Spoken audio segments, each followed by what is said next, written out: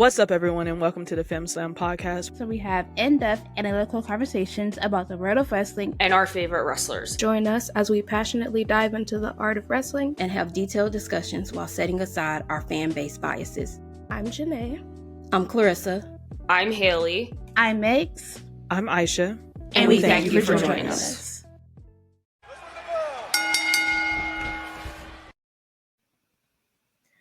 What's up, everyone, and welcome back to another episode of the Femmeline podcast.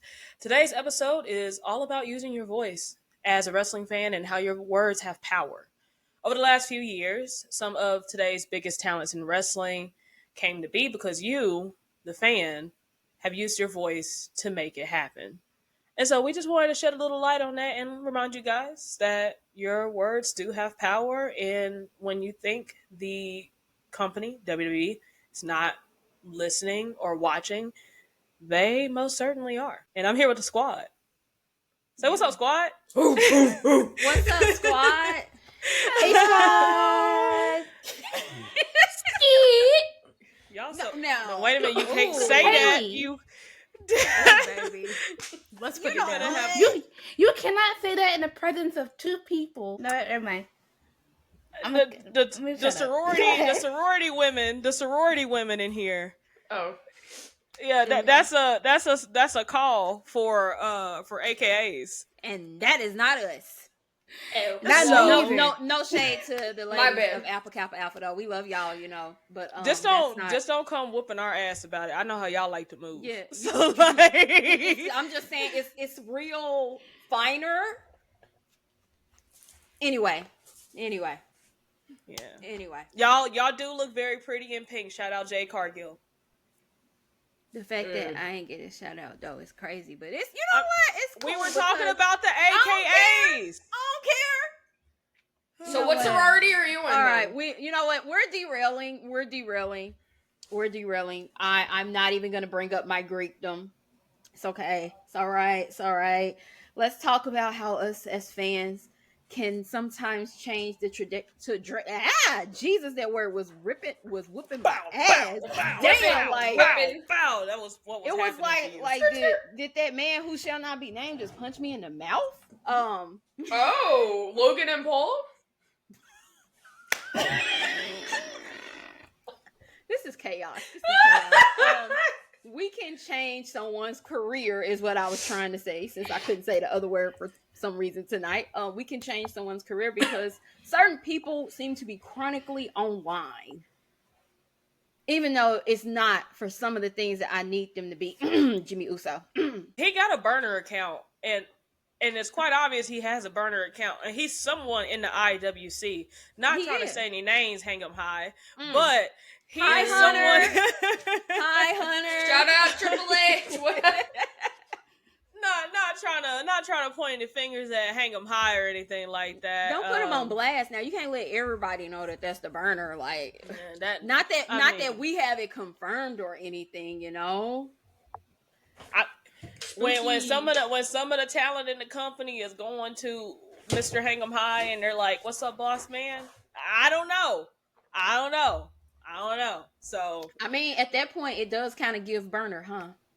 And then it's kind of like let's take away the suspicion by being very overt with it, because there's no way I would tweet my boss on his burner account. Right.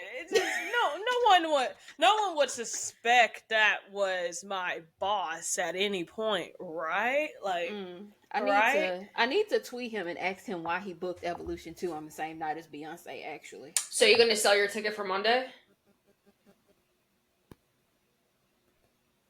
Was that confirmed If you didn't know yet, because Clarissa just kind of let it be known, Evolution has officially been announced, Evolution 2. Yeah, women! It will be July 13th over in Atlanta, Georgia. Boo! Who picked this date? Hang 'em high. You right. It's cool. It's not like I had plans or nothing. It's not like I fought through the Hunger Games to get a ticket to Cowboy Carter or nothing. You know? Not the Hunger Games. It's the way Beyonce Beyonce and World Wrestling Federation are in two different universes, just passing by each other in the void. Like this, like they're the Milky Way, and then the WWE is the Milky Way, and then you have the what's another galaxy that's out there floating around? Andromeda. Yeah, the Andromeda, which we're. I'm glad somebody knew. Here's a fun fact. Here's a fun fact. We are on our way to colliding with that galaxy. Oh, we are. You're right. That's fun. Yeah, we're on our way to colliding with that galaxy. If when you didn't worlds know. collide. But anyways, Beyonce is the Andromacon galaxy, and Andromeda.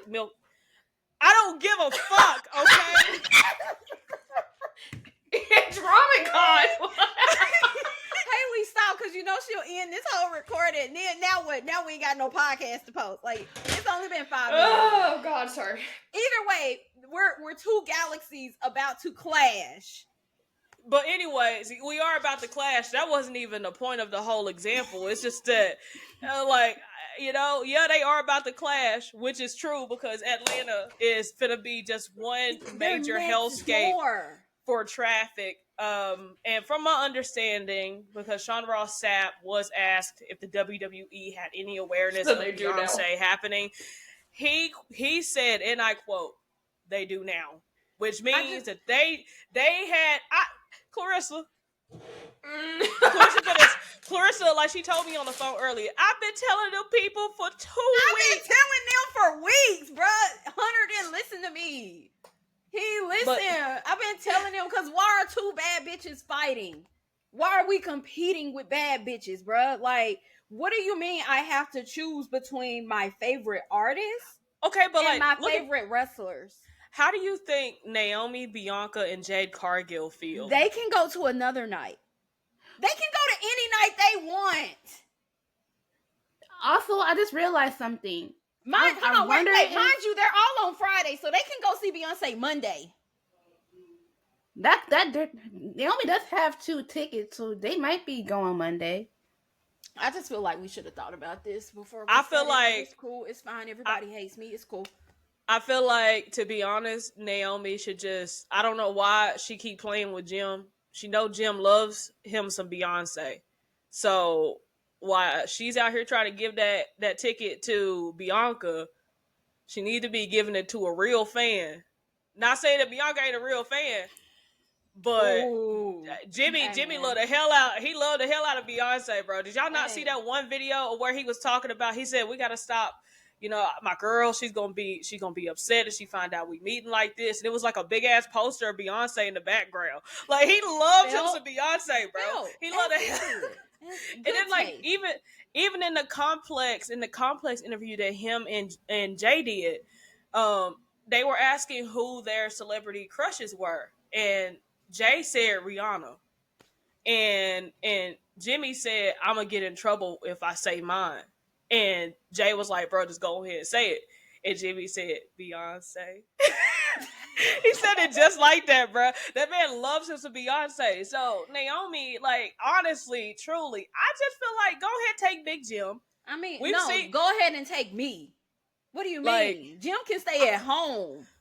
Like, I feel like we should be seeing some Big Jim and Naomi takes on Cowboy Carter somewhere. Instagram Reels, TikTok, somewhere. I need to see full Cowboy Carter fits from Naomi and Jimmy. Could you just imagine a Cowboy Carter fit for Jimmy? Because when he showed up to the red carpet for that one movie that we won't be talking about, with Naomi, his outfit for that red carpet, stunning. Just have to add in, mind you, the last time Naomi dressed up in anything Cowboy Carter inspired, Jade returned her. She got thrown into some pods and stuff. So like, let's just not dress her up for safety purposes. You know. Don't remind me. Don't remind me. I'll just say that. But because we had a very chaotic start to get to the point of the conversation today. Sorry, guys. We can actually change storylines as much as people fail to actually accept that or would like to say, no, that was already the plan. It's not always the plan. They do sometimes listen. I would like them to listen more because, like, we could have changed the July 13th thing if people had listened to me, but I digress. Sorry, I just had to throw that out again. But do y'all have any favorite moments that y'all are glad happened because of fans' voices?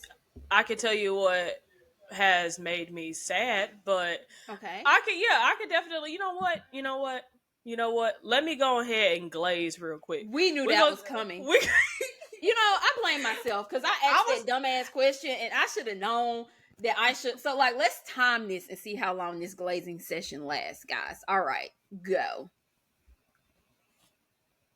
Did you just call me a bitch? I don't think those words left my mouth. I think I called you a glazer. And so I would like for you to go ahead and do your glazing session because I would like to time it and see how long your monologue goes. You put your damn phone down, Meg. What's wrong with you? It's her threatening everybody because she knows she's about to talk for like 5 minutes about how she's so glad that we got Jay to the World Heavyweight Championship. All right. You might as well go ahead and do it, dog. Okay, bro. Okay. Start the time. Anyways, so one of the greatest, honestly. How do I say this? Because his growth was really organic. And I feel like it started within the Bloodline story, but like when he finally got on Raw, that's when we started to see like the potential of put your fucking phone down. Anyways, we saw the potential or like the growth of I'm trying to figure out a different way to say this because like even when he got on Raw, we didn't really see like any type of like the excitement and hype. I really think that it started when the WWE were able to see how valuable Jay actually was to the company. And this was at Backlash, France. I don't really think they knew what kind of star they had on their hands until Jay's music hit. He went out there and they said that the entire building was shaking because of how loud they were. To the point where Triple H was like, you know what? Let's change his entrance. We're going to start doing it this way to kind of imitate that same excitement that France had. Just all around the world, we're just going to do that.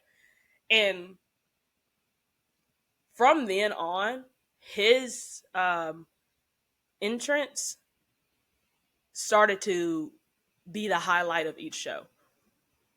And then, but like, everyone was starting to get really excited to see him, but it wasn't really reflecting in the ring. He was losing a lot of matches. His merch sales went up. He became widely popular, but he was still losing matches. It got to the point where everyone was so fucking fed up. People kept tweeting. They were going off. They were demanding that he was given an opportunity. People were feeling like, especially Jey Uso fans, Usos fans, period, were feeling like they were being,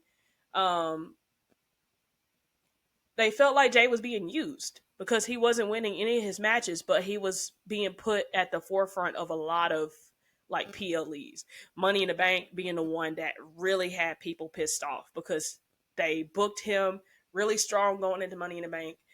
And then they'd fetch entire win. Fetch entire won for 2 minutes.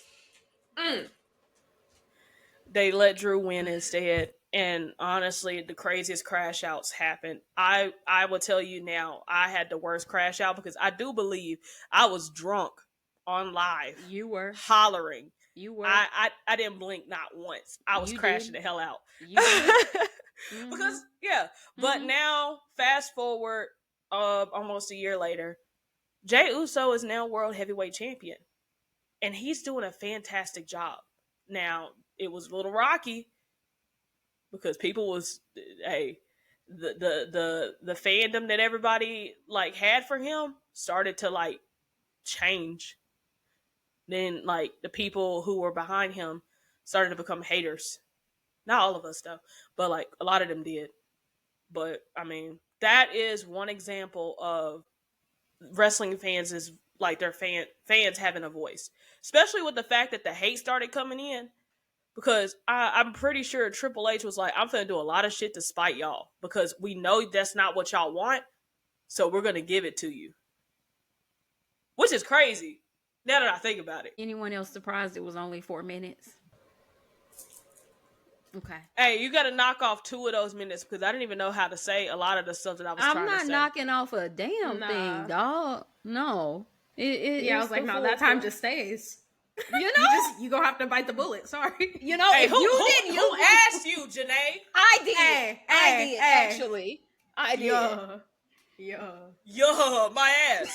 Yo. Anyway, that's why you gonna take them 4 minutes. Thank you. I love this shit, y'all. I love this shit so much sometimes. I will say, I want to throw in one really quick. The way it started was not fan-based, but the way it ended up, I think was, and it's Kofi Mania. Because you cannot tell me that when they put Kofi in that Elimination Chamber match, and even though he won, you cannot tell me that they planned on having him win at WrestleMania when they originally started it. But everybody I hate her so much, dog. Like, I hate her so much, dog. Like, God, if for those who aren't watching this on a visual aid, Aisha just fell out to be Aisha. But either way, Kofi Mania was just such a big moment. Sneezed. Oh, that sneeze took you out. Damn. Sorry, friend. Yeah, Kofi Mania was just so big, and it was such a big moment for everyone because Kofi was not someone who people said could win the title type of thing. And so I definitely think it was the fan support and us backing him after he won that got him that title. Wasn't the Yes movement around that time too? Everyone kind of got behind Daniel or whatever. I'm going to say his name wrong because it's changed too many times, but you know. Brian, Daniel, and Brian. Too much going on. I think in this scenario, you're right, though. Yeah, you knew who Brian at the time. So yeah, Daniel, Brian. Yeah. Yeah. Yeah. I was gonna say those were gonna be the 2 that I brought up. Dare I say, I kind of gotta bring up the crybabies from. It wasn't me.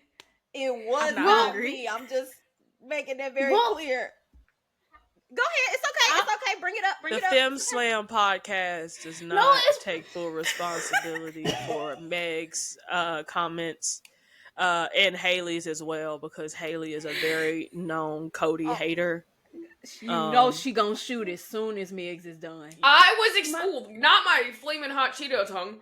I was excited. It's not serious. That he came back last night. But anyways, that's all the only nice thing he's getting out of me today. So moving on. But what I was gonna say, it was gonna be complimentary. I'm not gonna drag that man. I'm just saying in general because because when Cody won Rumble and The Rock inserted himself in things, the fans made their voice. Which year? Because he inserted himself into things both years. The first. Haley, that was unnecessary. You know what she's talking about. Go. You know what I'm talking about. I got a quick question before we continue. What is the fucking purpose of the disco ball? I just want to know because like every time someone says something, you start waving that bitch, and I'm trying to figure out what's going on here. Like, she wants to make sure we see the disco ball. No, I don't have my ADHD meds, and it's just fun to spin. So I just like every time someone talks, you're like, oh shit, it's a party. Just like, she's not singing "It's a Party." She's singing "Fiend." Fiend. Go ahead, do a talent count for us. I should put it on. They don't need for a 10 bell salute yet. I should get this girl. What's up with her, dog? We'll get to the 10 bell salute when we get to to Saturday night main event. Hello. All right, man. Okay, so I'm just calling him what The Rock called him on the interview. But right when for the second go around, Cody won the Rumble. Rock inserted himself. He called Cody's fans the crybabies. But My word. in a sense, they were right. Because he earned that moment. We didn't need that Rock. He didn't need to win it 2 years in a row. Why? Okay, it's not an argument. Okay, I'm not It arguing. was only 1,360 days. He should have beat Hulk Hogan's record. He should have beat Bruno Sammartino's record. Hey. All I have to say, happy birthday, Tribal Chief. Haley. That wasn't what I was Baby. trying to say. Man, dog, like, please, I beg of you to let me say, dog, please. And put the damn ball down. Oh, Lord. Okay. We're only 20 minutes in. This just may be the most chaotic episode ever. And for that, guys, I apologize. And for that, we thank you. Haley, please. But basically, to my point is, when the fans made that outcry, they did the We Want Cody hashtag because they were like, "Hey, he won the Rumble. We don't need to see The Rock inserted in this. Let him have his moment. Let him finish the story."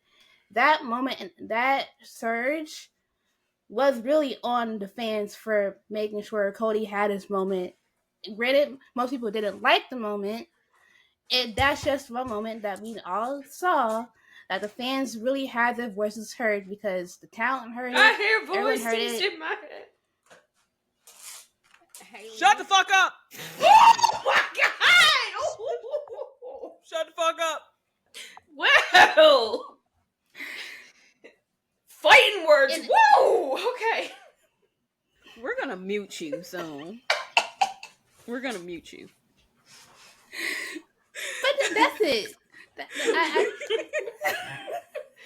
We sitting up here talking about Cody. You singing Randy Orton's voices.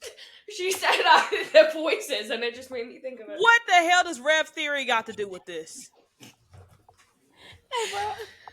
All right, Oh, but my Megs does bring up a really good point because without that fan support, Cody probably would not have got his main event match, therefore would not have got his title shot, therefore would not have won that title. And whether you agree that the title should have been taken off of Roman or not, Haley, either way, you cannot deny that the fans had a lot to do with him finally getting that moment that he'd been working towards for so long. She over here tweaking, bruh. It's You're actually like, hell, like, I don't know what's up with her. The craziest part is she wasn't acting like this before we pressed record. At all. yeah. Well, she has the that's biscuit real. ball out first. And She had I the biscuit don't ball think out. I don't think she knows she's muted, actually. She don't. Yeah. Yeah, got she that didn't know. ass. Uh-huh.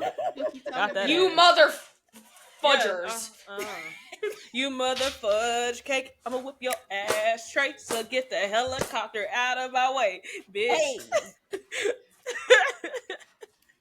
They actually said bench, but you know.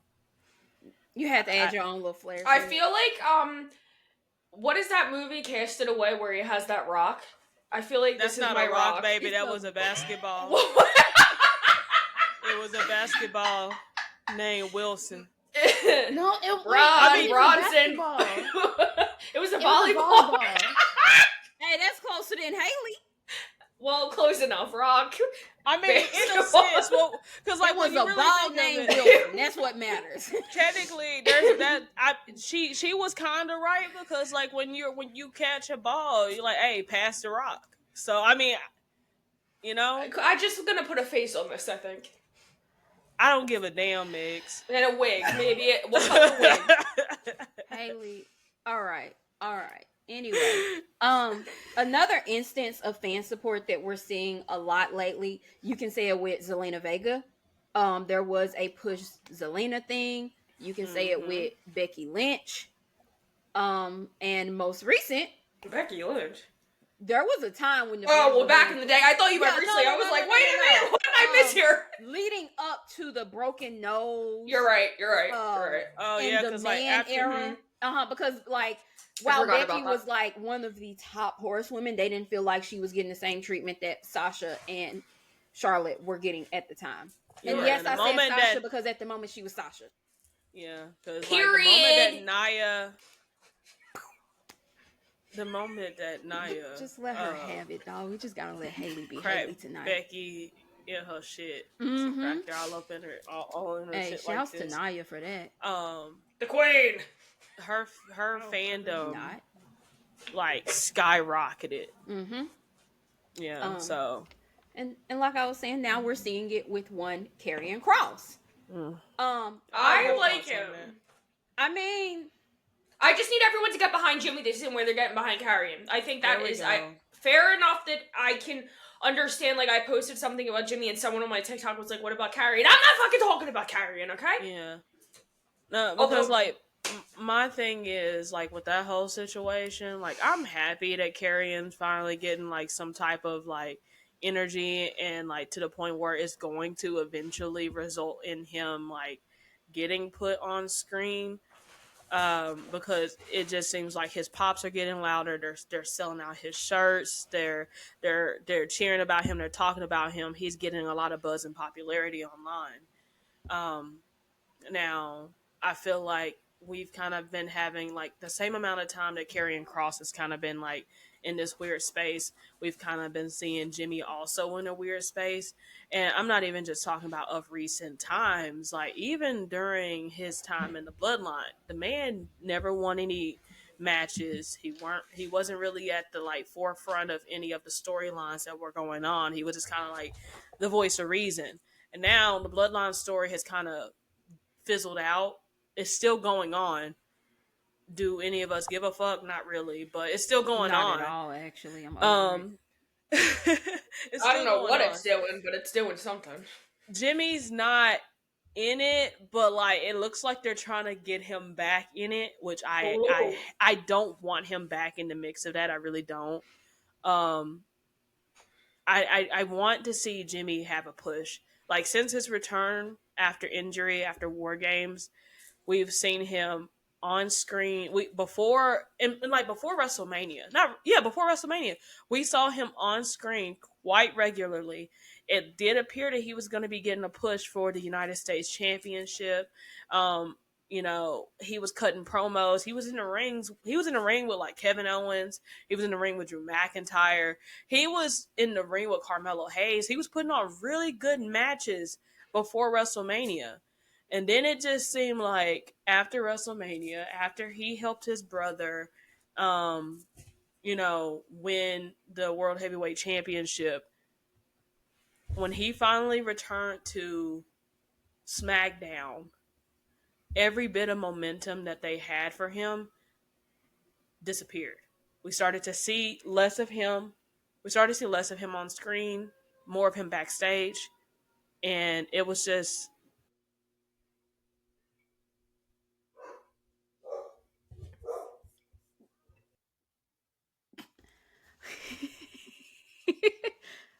For those who are wondering at the moment, Aisha probably has speed demons outside her window right now. It's NASCAR over there, and then Haley's dog likes to bark when he hears Aisha's voice. Yeah, she rolls around on her back and goes like, every time Aisha speaks. I don't know why. While we wait, I would like to add. Oh, that I'm back. I'm sorry. Finish. There was fire trucks. For some reason in Birmingham, there's always something on fire. Birmingham.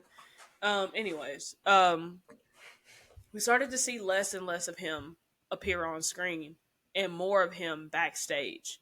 And though he was being featured backstage, he wasn't featured backstage for long. It was like 5-second segments here, 10-second segments here, there with like R-Truth, or I think it was just with R-Truth. He was just kind of there. That's it. You mean Ron Cena? Man, Haley. shut up. Wait, Gloria said his little shirt now that says Ron Cena. Oh, baby, I saw the shirt. I want Oh, I the didn't shirt, know. actually. I do too. She's So, gonna kick us off the podcast when we wear it. I It's saw the okay, picture and bro. I was like, wait, the shirt's real? I thought it was funny. Anyway, okay, carry on. But like he has shown since his return, like after War Games, that he really has everything it takes to be in the forefront as one of the main three, the big three of the bloodline. Because he is part of the big three of the bloodline. Jimmy, Jay, Roman. And so he's kind of holding it down by himself over on SmackDown currently. Because Roman is dealing with bullshit over on Raw. And Jay is permanently on Raw as the World Heavyweight Champion. And I don't know, it just kind of bothers me because like we are seeing like it we're starting to see Jim on screen again, but he's losing all of his matches again. We went from him winning all of the matches he was part of before WrestleMania to him losing every match that he was a part of after WrestleMania. And I don't like that. I don't. We had the Money in the Bank qualifying match that was supposed to happen. I was hoping so bad for him to get in the mix of that. Solo ended up getting there. As much as I love Solo, Jimmy needed it more. Solo's kind of been in the forefront of a lot of stuff. He's got a storyline currently going on with Jacob. I feel like his focus should have remained on that storyline with Jacob instead of having him in the Money in the Bank. Jimmy could have had that just to kind of like get him featured a little bit more. If Jacob ends up being in that Money in the Bank match, I'm going to crash out. I'm just saying. I'm going to crash the fuck out. I have a slight feeling that either he's going to be in it, and then we're going to see Carmelo Hayes being pushed to the side, which everyone kind of hoped that he would be like Mello in the Bank. But like, I think they're going to do it. Like they're definitely doing it to further the story with Solo and Jacob, which I feel is extremely unnecessary because the last time they used a Money in the Bank to further a storyline, everyone was really, really upset. So hopefully yeah. I mean, if they put Jacob and Solo in the match together, I mean, it's not like Jacob's gonna win because he's gonna be very distracted by Solo. But we kind of already know who might win just based off of who's going to be in the qualifying matches for Raw. Seth Rollins is in the qualifying match on Monday. We don't need it again. Remember last time? We don't need it again. With that, actually, I'm okay with him winning it. It makes sense with where he's at right now. I mean, he's gonna lose it, but you know, whether you want to admit that he's going to lose it or not, he is going to cash in his Money in the Bank. He's gonna cash it in. And Roman Reigns' petty ass is gonna be right there to stop him. I'm here for that. I'm here for that. I am too. To piggyback on the Jimmy situation, though, I think this is one of the few chances that we can say that they are not listening to us.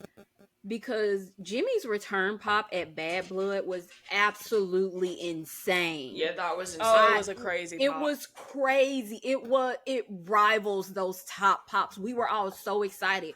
For months, we talked, where is Jimmy? Aisha made a milk carton. Other people made a milk. You know, it was a big thing. Every Friday night, it was, tonight is the night Jimmy returns. It was everywhere. TikTok, Twitter.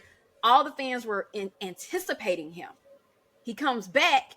We're expecting him to do something more. Don't get me wrong. I enjoyed his return at Bad Blood. But that following Friday, he should have been on Roman's ass.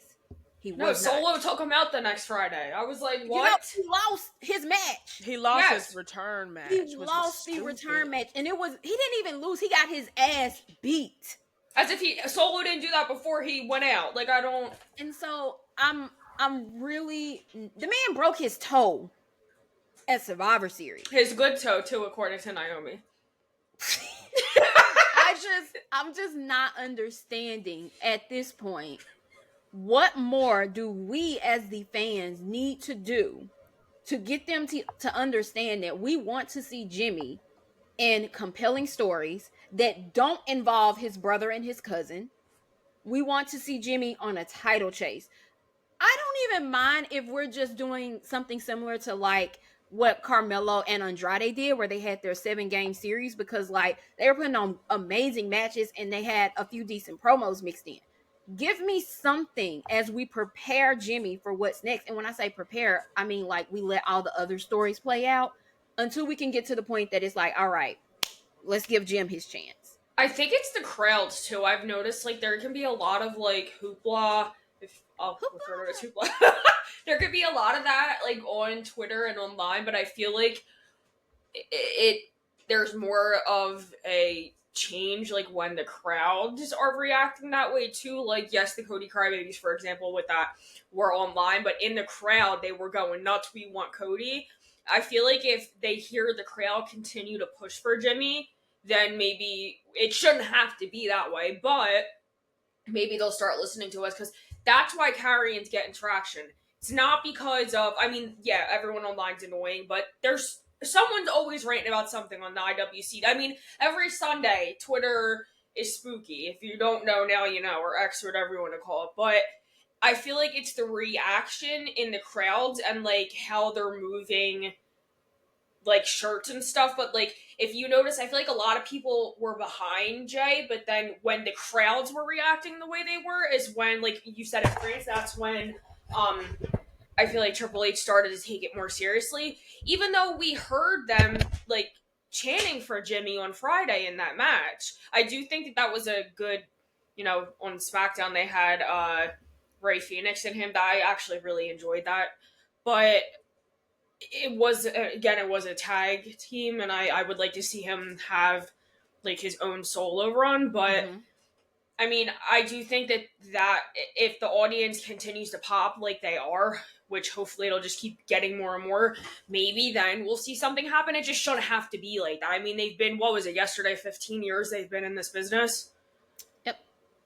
It just kind of stinks that, like, it doesn't matter how much we're shouting online, because, I mean, even though Triple H, you know, he says that he doesn't listen to what's online. Clearly he does. Clearly he's got a burner on there, but I feel like he doesn't take it seriously until the crowds are, like, matching the same energy, which sometimes sucks because it depends on the crowd you get. Like, in Europe, they had some spooky crowds out there, if you remember. I don't want to talk about it, actually. I'm still upset. Yeah, you don't talk about Bruno. No. Okay. I think what's really difficult about the whole Jimmy situation is that Karrion is also building his base through social media. Whereas Jimmy could give less than 3 fucks about social media. And it's not even his fault that he doesn't care for social media. It's just the fact that people have always been extremely weird towards Jimmy. I mean, they've also been extremely weird towards Jay as well. But, you know, Jay don't really care. Jay don't care. He's unapologetically him. He's going to always be that. But Jimmy, on the other hand, doesn't really... He chooses not to engage because he sees how crazy it can get. Like, you know, he's gone from people constantly body shaming him, you know, people bringing up the fact that, you know, him and Jay have past DUIs and they dangle that over their heads constantly. You know, people are only like, there's some people out there, which is really weird that you're that dedicated, but there's people out there who are only getting behind Jimmy because they hate Jay. Yeah, that's so weird to me. Like, imagine, like, you know, you're talking about how much you really think Jimmy deserves a big push, and then some fucking dumbass just comes in your comment section and he goes, I really think Jimmy is the better wrestler than Jay. They should have pushed Jimmy. They pushed the wrong Uso. Shut the fuck up. Like, please. Like, can we, and I think that's another reason, like, Jimmy's fan base compared to Jay's they're extremely protective of him. not only are they extremely protective of him, but like they're also very divided. Mm-hmm. Um, like if I had $1 for every time I was scrolling on X and I saw some Jimmy fans fighting some other Jimmy fans who were just randomly putting out theories or like ideas for Jimmy, I would be rich because the You got people came after you. How many times over the heel? yeah, because like the thing is, the reason why these Jimmy fans are like, can y'all please stop putting this out here, is because they know that Triple H sees certain things and he could possibly bring it into fruition, and it's something they don't want. But if you are aware that Triple H is watching and that he can see certain things happening, and you know that he could possibly pick up on whatever storyline or feud that he wants to involving Jimmy based off of what he is seeing on the timeline, then why don't you, instead of trying to fight those people who are wanting to see change and difference and like in Jimmy in these storylines that just make sense, instead of like fighting them, why don't you just talk a little bit more and talk about how much you want Jimmy to be pushed and like let it be a thing. I, hashtags, I wish I could say hashtags work because they get that hashtag Jimmy deserves better going constantly. It It never doesn't though, goes anywhere. It goes unfortunately. nowhere. Like I get it. Come on, gang. You know, let's make this hashtag. Maybe Triple H will see it. It's got to be more than that. And honestly, I can tell you now, your words, especially as a Jimmy fan, because when I used to talk about Jimmy while he was gone on my TikTok, and mind you, I still talk about Jimmy. I was helping people get more hyped up about a possible Jimmy return than anything just by talking. I was getting so many views on videos about Jimmy, and I still do to this day get so many views on videos regarding Jimmy. You know, I just feel like having those conversations that you need to have about your favorite wrestler and where they are in their position within the company, like, it's necessary. Stop worrying about what other people are saying about Jimmy and what they're wanting and focus on doing the exact same thing that Karrion Kross fans are doing.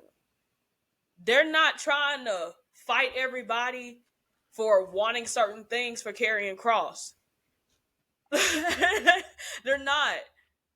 So, like, if you really do want Jimmy to be somewhere, like, in a forefront of something, like, we can't just heavily rely on, like, oh, okay, the pops are happening.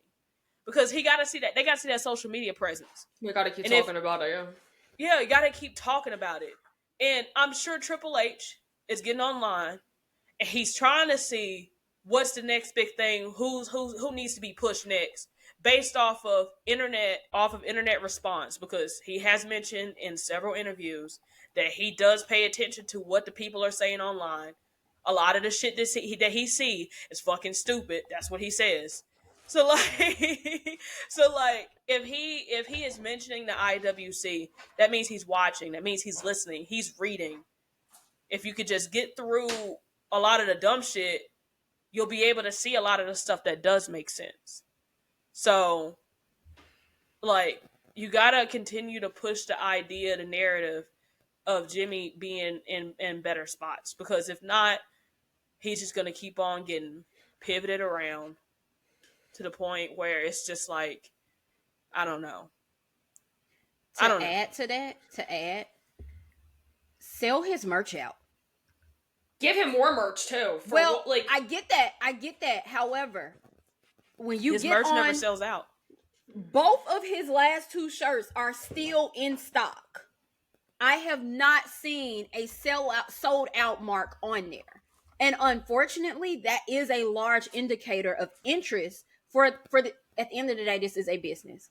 At the end of the day, if it don't make money, it don't make sense. Let him know. So if he is not moving items, It does not matter how loud we are. It does not matter how much we beg. They don't see him as a money maker. And so we keep saying, oh, Jimmy needs more merch. Jimmy needs more merch. Do we own both of these shirts? Because if you don't own both the Jimmy shirts, you got to shut the fuck up, respectfully.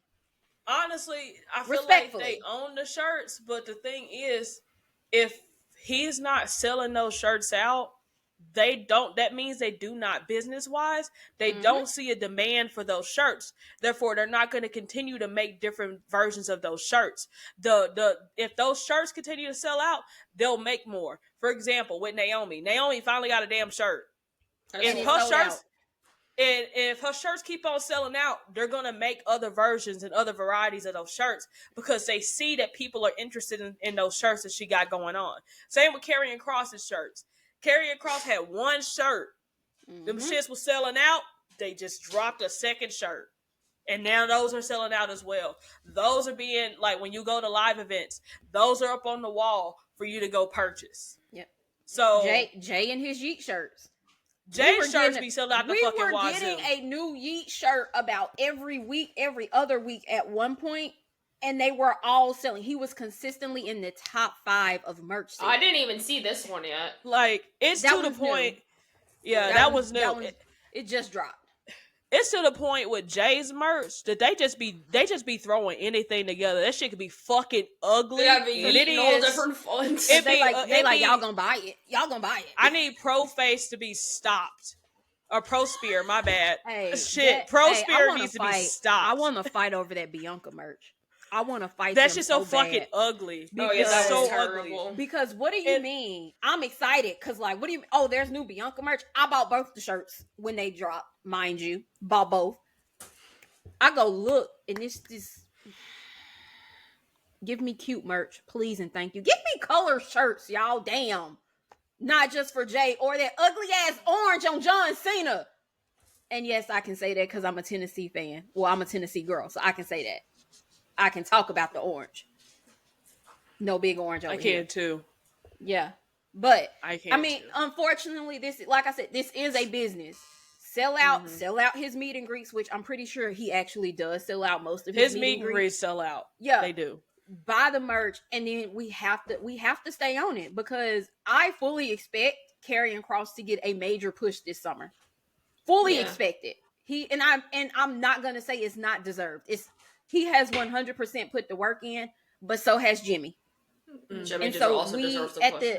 At the base of it, we have a booking problem because there's quite a few people that we can have this exact same conversation about backstage right now and say, oh, we have a booking problem. LWO. What are we doing? What are we doing? Those are all each individually some amazing wrestlers. Yeah. What are we doing with them? I know we're definitely planning on having that conversation too. On the next episode? Yeah. Because I mean, another one. I can't wait to have that conversation. And this is just a teaser for y'all. AOP. Yeah. And so we'll talk about that next time. But I'm looking forward to that conversation. You know, because I mean, I'm really looking forward to it. So we're ready to see the Judgment Day die and never come back too. But. I think that a lot goes into it, but it's also, and I wish I could say, oh, well, it's just a timing thing. It is a timing thing, but we've been waiting. We have been patiently waiting. We have been hoping. We have been praying. We have been requesting. We have been yelling. We have been supporting. We've been yeeting. And I know I did bring up the merch thing, but I just had to add that into it. But I don't think there's much more that the fans can do at this point to show we are, in fact, behind Jimmy Uso. I also feel like this is one thing that they need to do. And I feel like there's probably some wrestling exec that's out there listening, like through the WWE, that listens to the podcast. I'm sure there is. Because, Hi. There's been some things that we've said that have just like randomly happened. But immediately after drop. I do feel like in order for Jimmy to get, like, you know,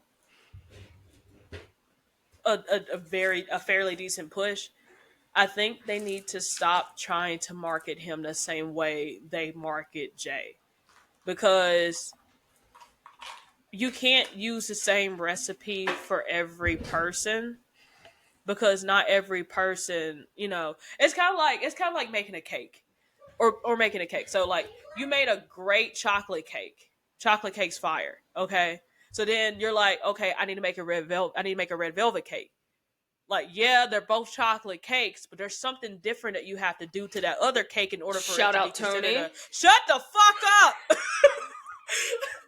What are we shouting Tony out for? Because you blocked or you muted them for the cake comment. Oh my god. Let me get my point out before I forget. You know I got the memory of a goldfish, Haley, damn it. No, If it leaves me, I'm hopping on a plane to fight you. I am. And then I'm gonna cook you a meal right after. I will. Oh. But it's I gonna could go fuck up for your a nice stomach meal. on purpose. I mean, it's already gonna be fucked up. All right. Anyways, so back to what I was saying. They gotta stop trying to market Jimmy the same way they marketed Jay, because like Jay is chocolate cake. It's okay. It's decadent. It's decent. You love it. It's a classic. Okay, it's already been done. It's a favorite. Red velvet cake is also a favorite. Everyone loves it, but you can't make red velvet cake the same way you make chocolate, because in order for a red velvet cake to be a red velvet cake, there's something extra that has to be added to it in order for it to be a red velvet cake. There's something more. You can't just take the chocolate cake and then say, oh, it's red velvet, and then you cut into it, it is chocolate cake. True that. I don't know if that makes sense, but Isn't it white chocolate? We'll say it does. We'll say it does. No, it makes sense. We'll say it does. What the hell was that? My phone ringing. we're gonna say it does. You know what? Okay, bro. Well, they had that same Don't pull problem. up no Team Bell salute, dog. They had that same problem with, I think, Solo. They tried to identically book him exactly like Roman, and it didn't really end up working out in his favor, because look what happened. But I think that was on purpose. That was on purpose. Yeah. That was for sure on purpose, because Solo needed to emulate who Roman was as the tribal chief, because the whole time all we did was talk about the parallels to the things Solo's doing. Solo did that the one promo, Roman's walkout promo that he did with the I'm over everybody, I'm tired of being humble, I run it all. Like, Solo did that, and we all lit the internet on fire. Yeah, because, I did. Where did that come from? So Solo's was actually perfect. Mm-hmm. Jimmy's is not, because you can't have the same character on both shows. True. Yeah, and that's what they're trying to do. That's what they're trying to do, instead of letting them be individuals. Working. It's not. It's never gonna work. Like, yes, they are similar. They're twins. They wrestled together for 13 odd years. Like, yes, they are going to be, and more actually, because before they got to WWE, they were everywhere else. But like, they're gonna be very similar, but they have very distinct differences within their personalities. And I'm gonna need them to stop talking about Jay while Jimmy's every in the time ring. They gotta in the stop ring. it. It's quite annoying. Like, Wade and goes his into brother this Jay is over on Raw. Like, oh, we gotta get, like, Jimmy is fighting to get out of his brother Jay Uso's shadow, and Roman Reigns his cousin. That's actually a great Wade Barrett accent. Is it? Yeah. How's he Bianca's name? Bianca. He says it's so Bianca. Yeah. No, he'd be like, yeah, it'd be Bianca and Naomi. I can't say Naomi. He says Naomi. I mean, Naomi instead of. All right, now not too much. Not too much. My bad. Naomi. Okay. How is it? How are you supposed to say it? Naomi? Nay. Okay. Nay. Oh, wow. Right. Here she fucking go, bro. I wish I had tomatoes. Tomato, Haley, what the fuck, dog? Oh my god. Because I had to think about how I was gonna say it. Nay. Are we sure it's not Naomi? You know what? You say it however you need to, baby. Okay. You keep saying it how you need to say it. You know who else? Janae's gonna wake up with this one. Is it Andrade? Yeah, No. maybe not. He's in that Money in the Bank match next week, though. You know what? I was gonna say dumb, but if you would like to elaborate on how the fan support has got Andrade wherever he got, Well, it's gotten him. Okay, no. Listen. Y'all are laughing. I haven't even said nothing. Listen. Hold on, wait. Janae is giving. Let me tell you something. Keep getting a pop fondly. Pleek. No, because I've been Bleak thinking is about crazy. this our Hello. whole- I've been thinking about it our whole conversation because it's not that the fans have gotten him anywhere currently, but the way whenever him and Mello were doing like their best of 7 or whatever, like the fans were so behind them on the internet like the entire time. I think Mello has a shirt, but like their merch is not really a big deal. But like those matches were hits after hits after hits, and you could tell people were clearly enjoying it regardless of the pop that they got going out. Because I know somebody's finna say something about it. Just leave me alone, okay? Regardless of the You pop knew that Aisha they was had coming, walking. huh? I seen Aisha's face and I immediately had to Knew course Aisha was correct. coming with it. Like regardless of the pop that they got going in, they went out with the pop every time because the matches were just that good. And then they had LA Knight stink that shit the fuck up quickly without and then they brought Shinsuke in to stink it up a bit more. Like, why are we fucking with people's momentum? Why are you fucking with me? Like, genuinely. Like, it just... I actually think if the people got behind Andrade more, like if we had more people speak up, he probably would get booked better. I think that's half the problem. But I mean, they do that with Mello. They do that with Mello. Like a lot of people speak up for Mello, and they have him with the Miz right now. So where's the? I mean, but Mello don't miss. You know, I love me some Michael, even though he's just a dumbass sometimes. In the defense of Mello, even though we may not 100% like the story, Mello is in fact prominently featured. He is. He see him with that chain, often, and he is putting on good matches. Ooh. That chain. I'm just saying. Like, I mean, this on let's his not head. bring up. Don't bring us. We're not talking about Dre. I just wanted to point out that while we would like to see more for Mello, he's not in the worst position because we do get to see him. We do get to see him in the ring. We see him at least every week. Every episode, Mello is there for more than 10 seconds. I just want to throw that part out there. Even though I understand not wanting him with the Miz. I do. Yeah, I was gonna say I need to see him without the Miz, but that's true. Good shit. And while we're on it, since you did bring up Dominic Mysterio, you know, we can bring that shit up because y'all see how I woke Janae up. Janae been asleep for the whole episode. Now all of a sudden she wide awake. You hear me? Okay, I've been up. Aisha, why are you doing that, bro? Like, don't, bro. No, because Dom's, his growth was insane. Because obviously, starting out with his dad, it Hey, before we start, he restored the feeling of wrestling. Before we start, because equal rights, equal fights. Go ahead and turn that damn timer on real quick. Oh, you know what? Turn it on. She's right. Turn it on. I need it on. It's okay. Go ahead. I am watching watching the time. Go ahead, Janae. Start your Dominic Mysterio. Proceed. Thank you. You know what? That's okay because I'm going to claim my 10 minutes. I'm going to get my Dom off. So, Dom, right? He started... That sounded crazy, actually. I'm not Get your Dom off. And you know what? Aisha, this is I all was gonna take it back. Her time. So I was gonna take it back, but you know, okay. Oh, this is counting in my time. Good shit.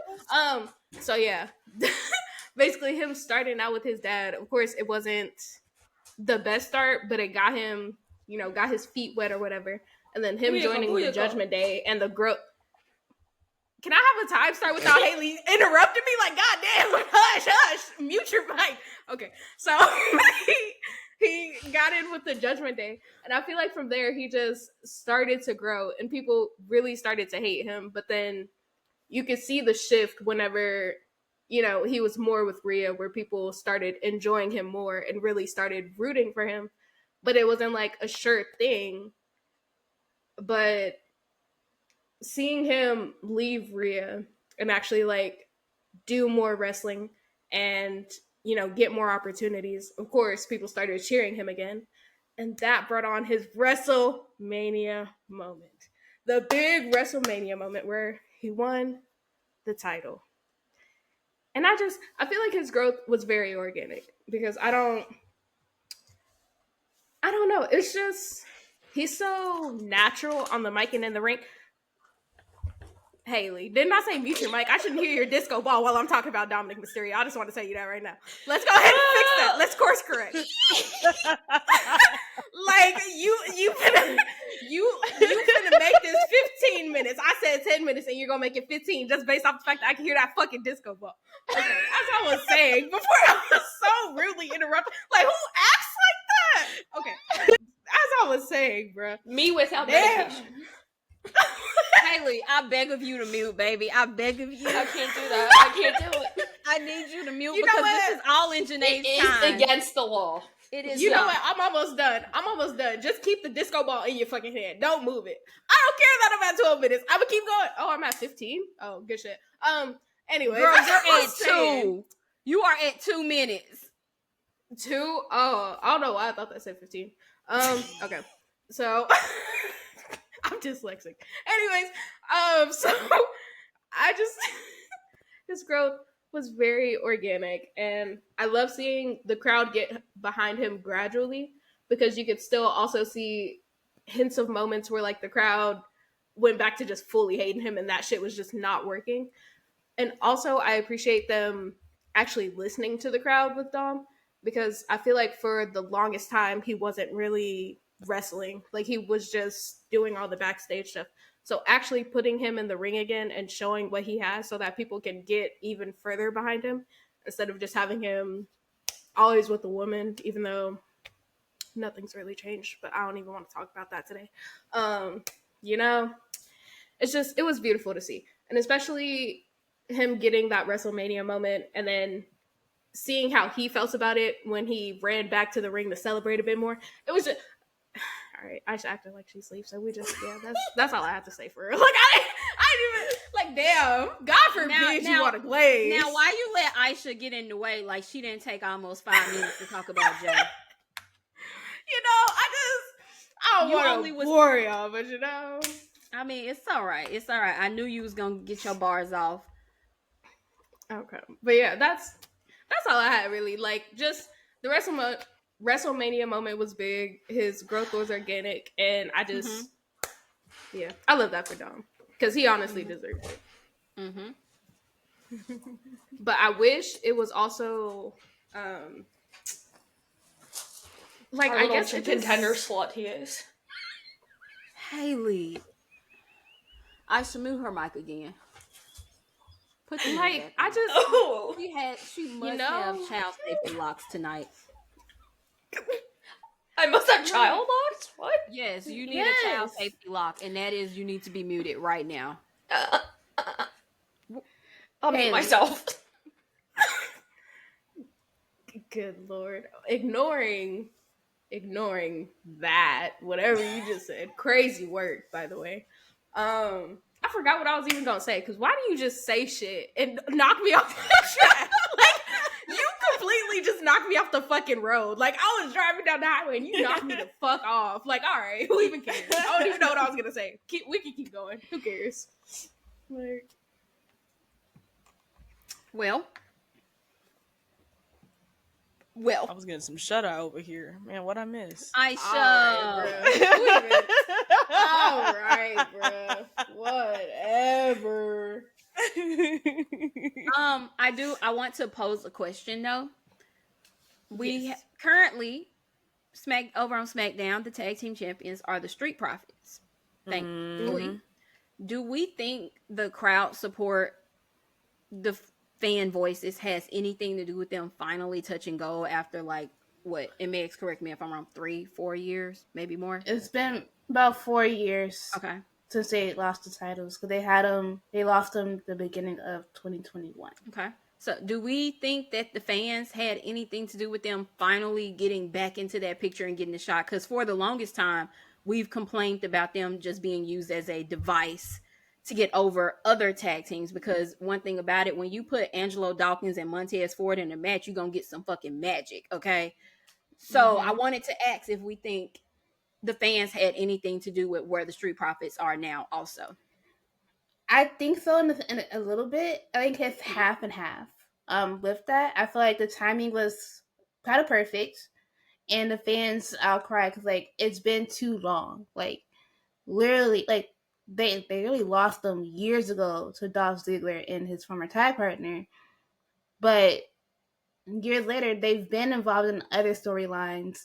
They've could depend on great matches with other people. Like literally, whenever you hear about the Usos in their in when some of their runs in the Bloodline, some of those really good matches and bouts and promos are with the Street Profits.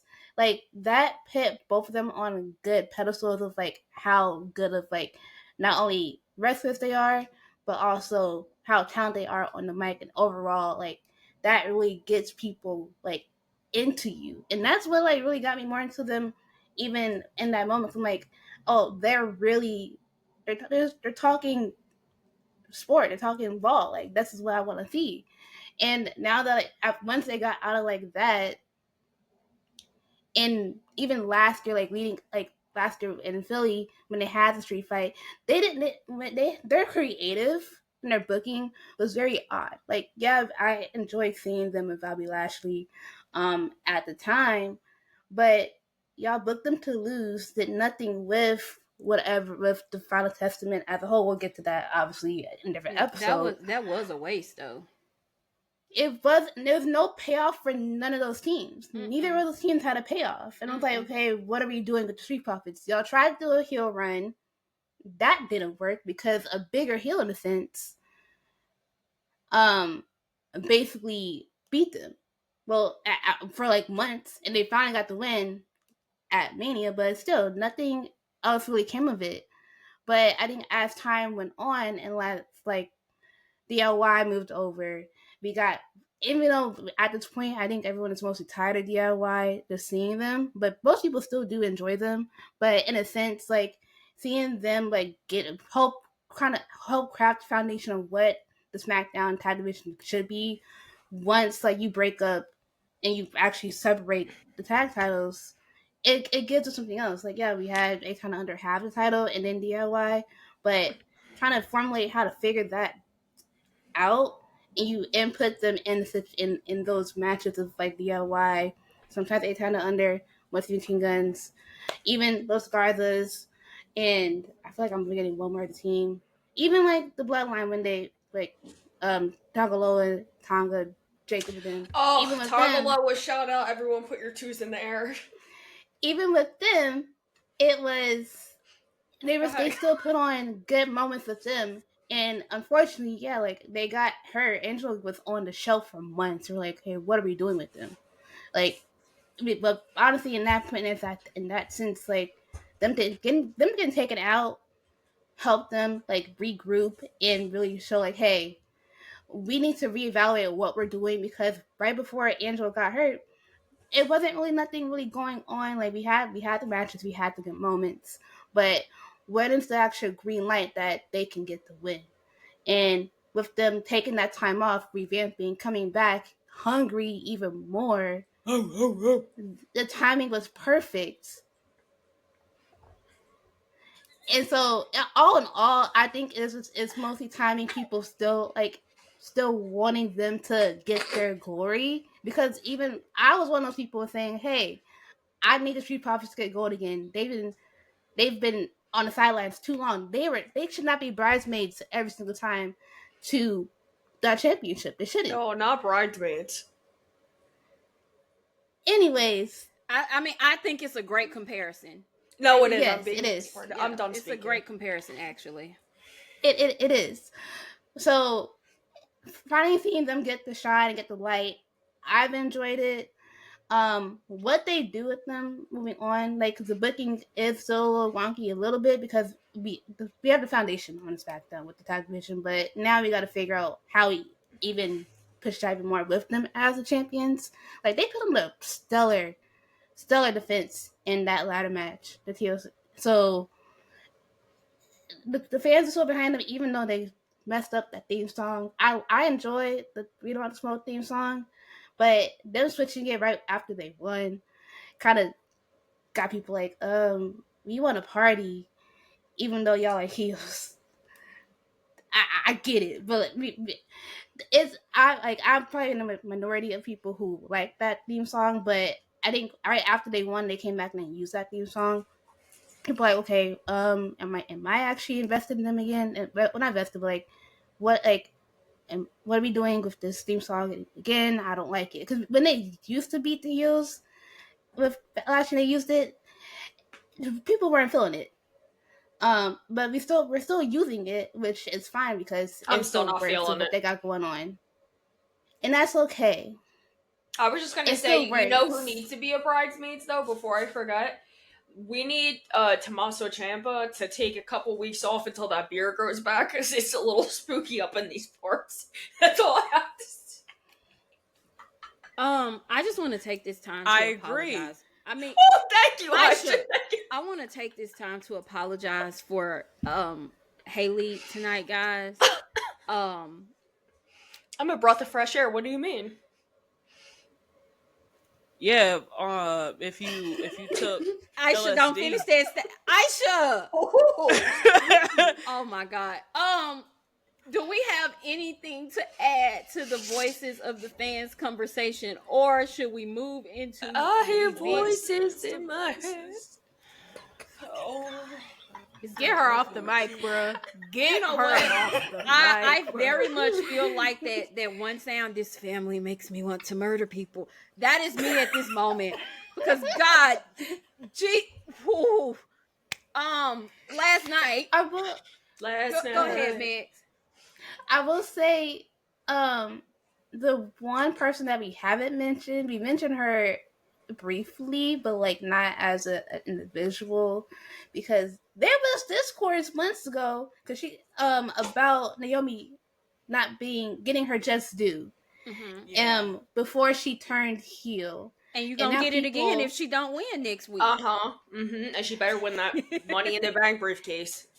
And because like the conversation's already starting again because of her losing at WrestleMania. So I'm kind of just piggybacking off of you. Go ahead, continue. No, you're good. You're good.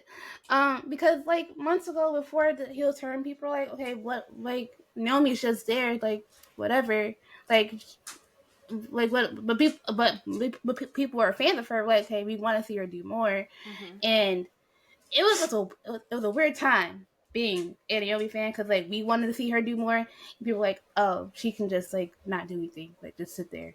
But like people really pushing for her and really who she is as a wrestler in this company and what she does mean to women's wrestling of modern day. She influenced half the roster. Like, yeah, we wanted her to be who she truly is once again and get that glory.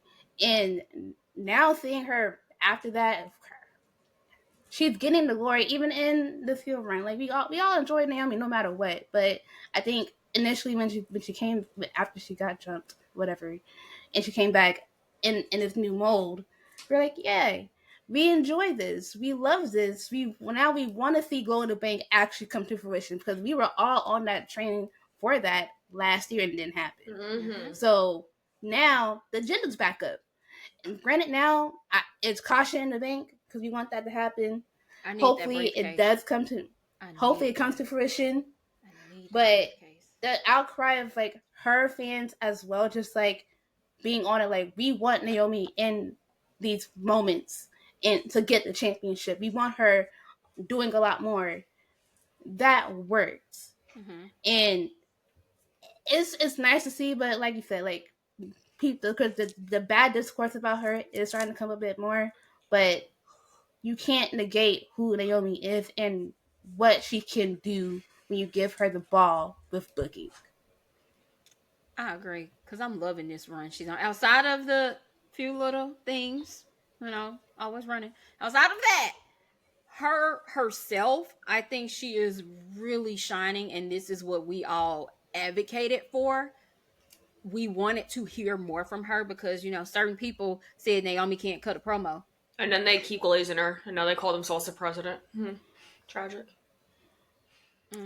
Bow, bow, bow. I mean, I think it was last episode that Aisha said it's not a Femme Slam podcast episode if Malcolm don't get at least 5. That's 2. So 2.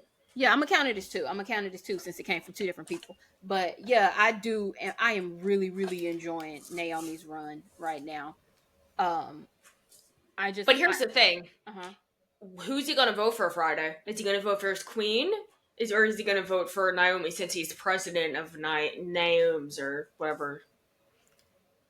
Girl, what? The Naomi? Yes. I can't say it. I wasn't gonna try to say it. I tried and I messed it up. Y'all, can somebody please? I need y'all to advocate for me to be able to leave this group right now. Actually, that's what I need y'all to do. So when y'all watch this episode, I need y'all to hashtag free Clarissa. I beg of you, baby, I beg of you. Okay, let's not make your voices heard with Clarissa trying to get free like this. Yeah, that's Meg. You stuck in this. You tell them. You stuck with us. Yeah, Meg is preaching it. I don't know everyone right now. I don't know, but if the people say free me, you have to free me. No, we don't. Who said that? No, we don't. Y'all see what I'm doing? You're the glue. We can't. You're the glue that holds us together like an Elmer's glue stick. Just kidding. Hey, mute her ass again, dog. Like, what the hell? What goes on? We give her an inch and she takes it a mile. I'd like to give a shout out. You are so lucky, Haley. I'd like to give a shout out to my doctor Andrea for not refilling my meds because this is what happens. Haley. What? You don't know her last name. It could be any Andrea. It could be all right. Enough. Fucking enough. Was the fucking necessary? Yes. It was. When it comes to you, yes. Yes, absolutely. Actually, she gonna catch a mute at the end of this. A mute? Yeah. I'll block you all.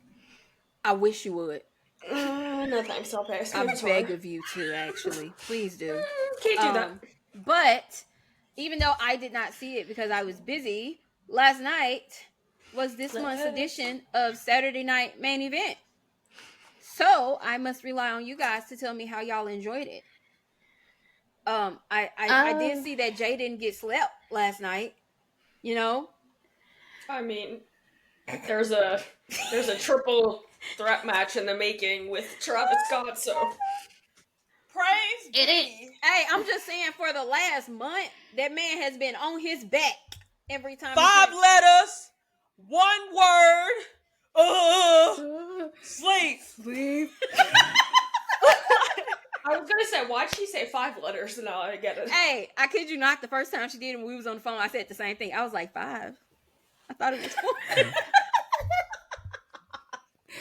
But the show overall, because we had mentioned this on the post show, it was decent. Okay, well, it was decent, but not. It felt decent. Rushed because it was too many commercials. Like, I get we're on cable, but this was way too many commercials that we got previously. Like, we didn't need a commercial every 2 minutes, basically. Yeah, it was bad. Because all the matches, they were short. They at least were at least 10 minutes for each match. But the opening match, I am blanking. Oh my goodness. Oh, the tag match was Sami Zayn, CM Punk against Braun and Seth. CM Punk and Sami, they put out the best tricks against Seth and Braun. I was very shocked to see that Bronson Reed returned. And that That had a lot of people confused. I swear to God.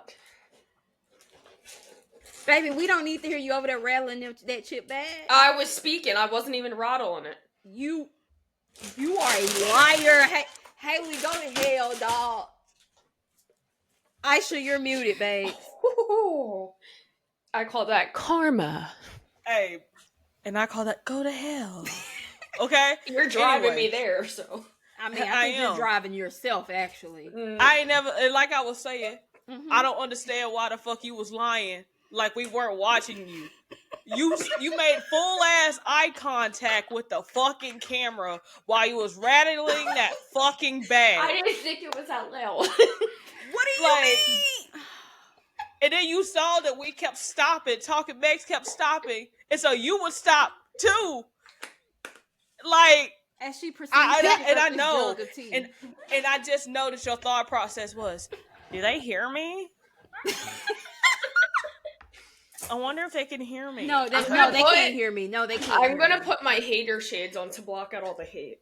It's not sunglasses, but they're close enough. Oh my god. And put Real yourself on person. mute.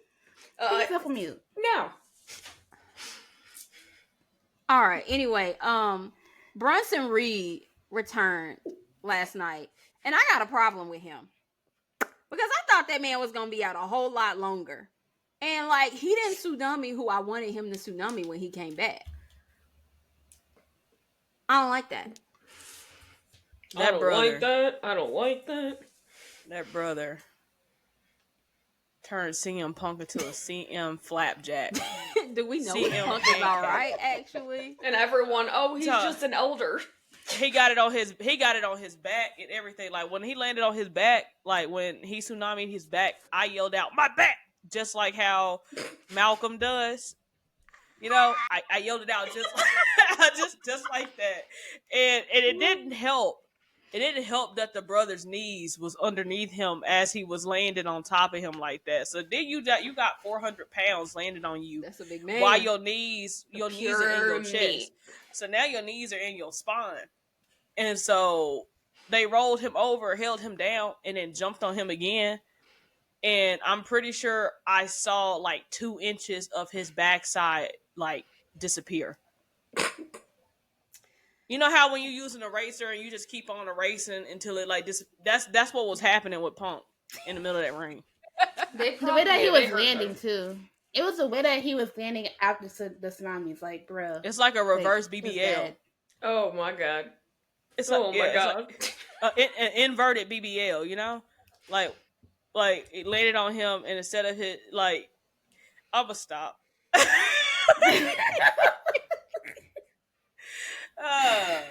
Tony finna hear this and be like, Tony gonna beat your ass. That's Tony cool. wouldn't Yeah. even join last night. You know where to find me. Hashtag I'm good, they said, when I said you're missing. Because you said that CM Punk took like 7 shots to the rhymes with Oh. Booter. Oh, I did say, yeah, I said Don't- see a Punk. Wait, if it's that bad that Megs is waving it off, should you be saying it right now? All I said was It's not a CM Punk curse was- word. No, I was- no, It no. wasn't Wait, CM wait, Punk. is this what was in the group chat? Oh no, you said John Cena. Truth, Yeah. my bad. Oh. It was. I said R-Truth took an L via coochie shot. That's all it took. I don't care. Oh.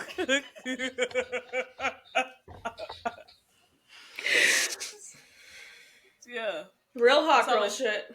that's all it took. Anyways, What goes on? What? Pink Oh, Moscato. what world? What Oh, that used to be possesses my you? favorite. What possesses you to say that? Pink Moscato. Don't have it no more. Add that to the list of beverages Aisha is prohibited from drinking when we are working. You just made the list. So, number Alright. 1, the Snoop Dogg drinks. Number 2, Pink Moscato. You want to keep adding to that list? I thought tequila was on the list too. Tequila is not on the list. It's not. She Tequila. hasn't done anything like too far to my knowledge.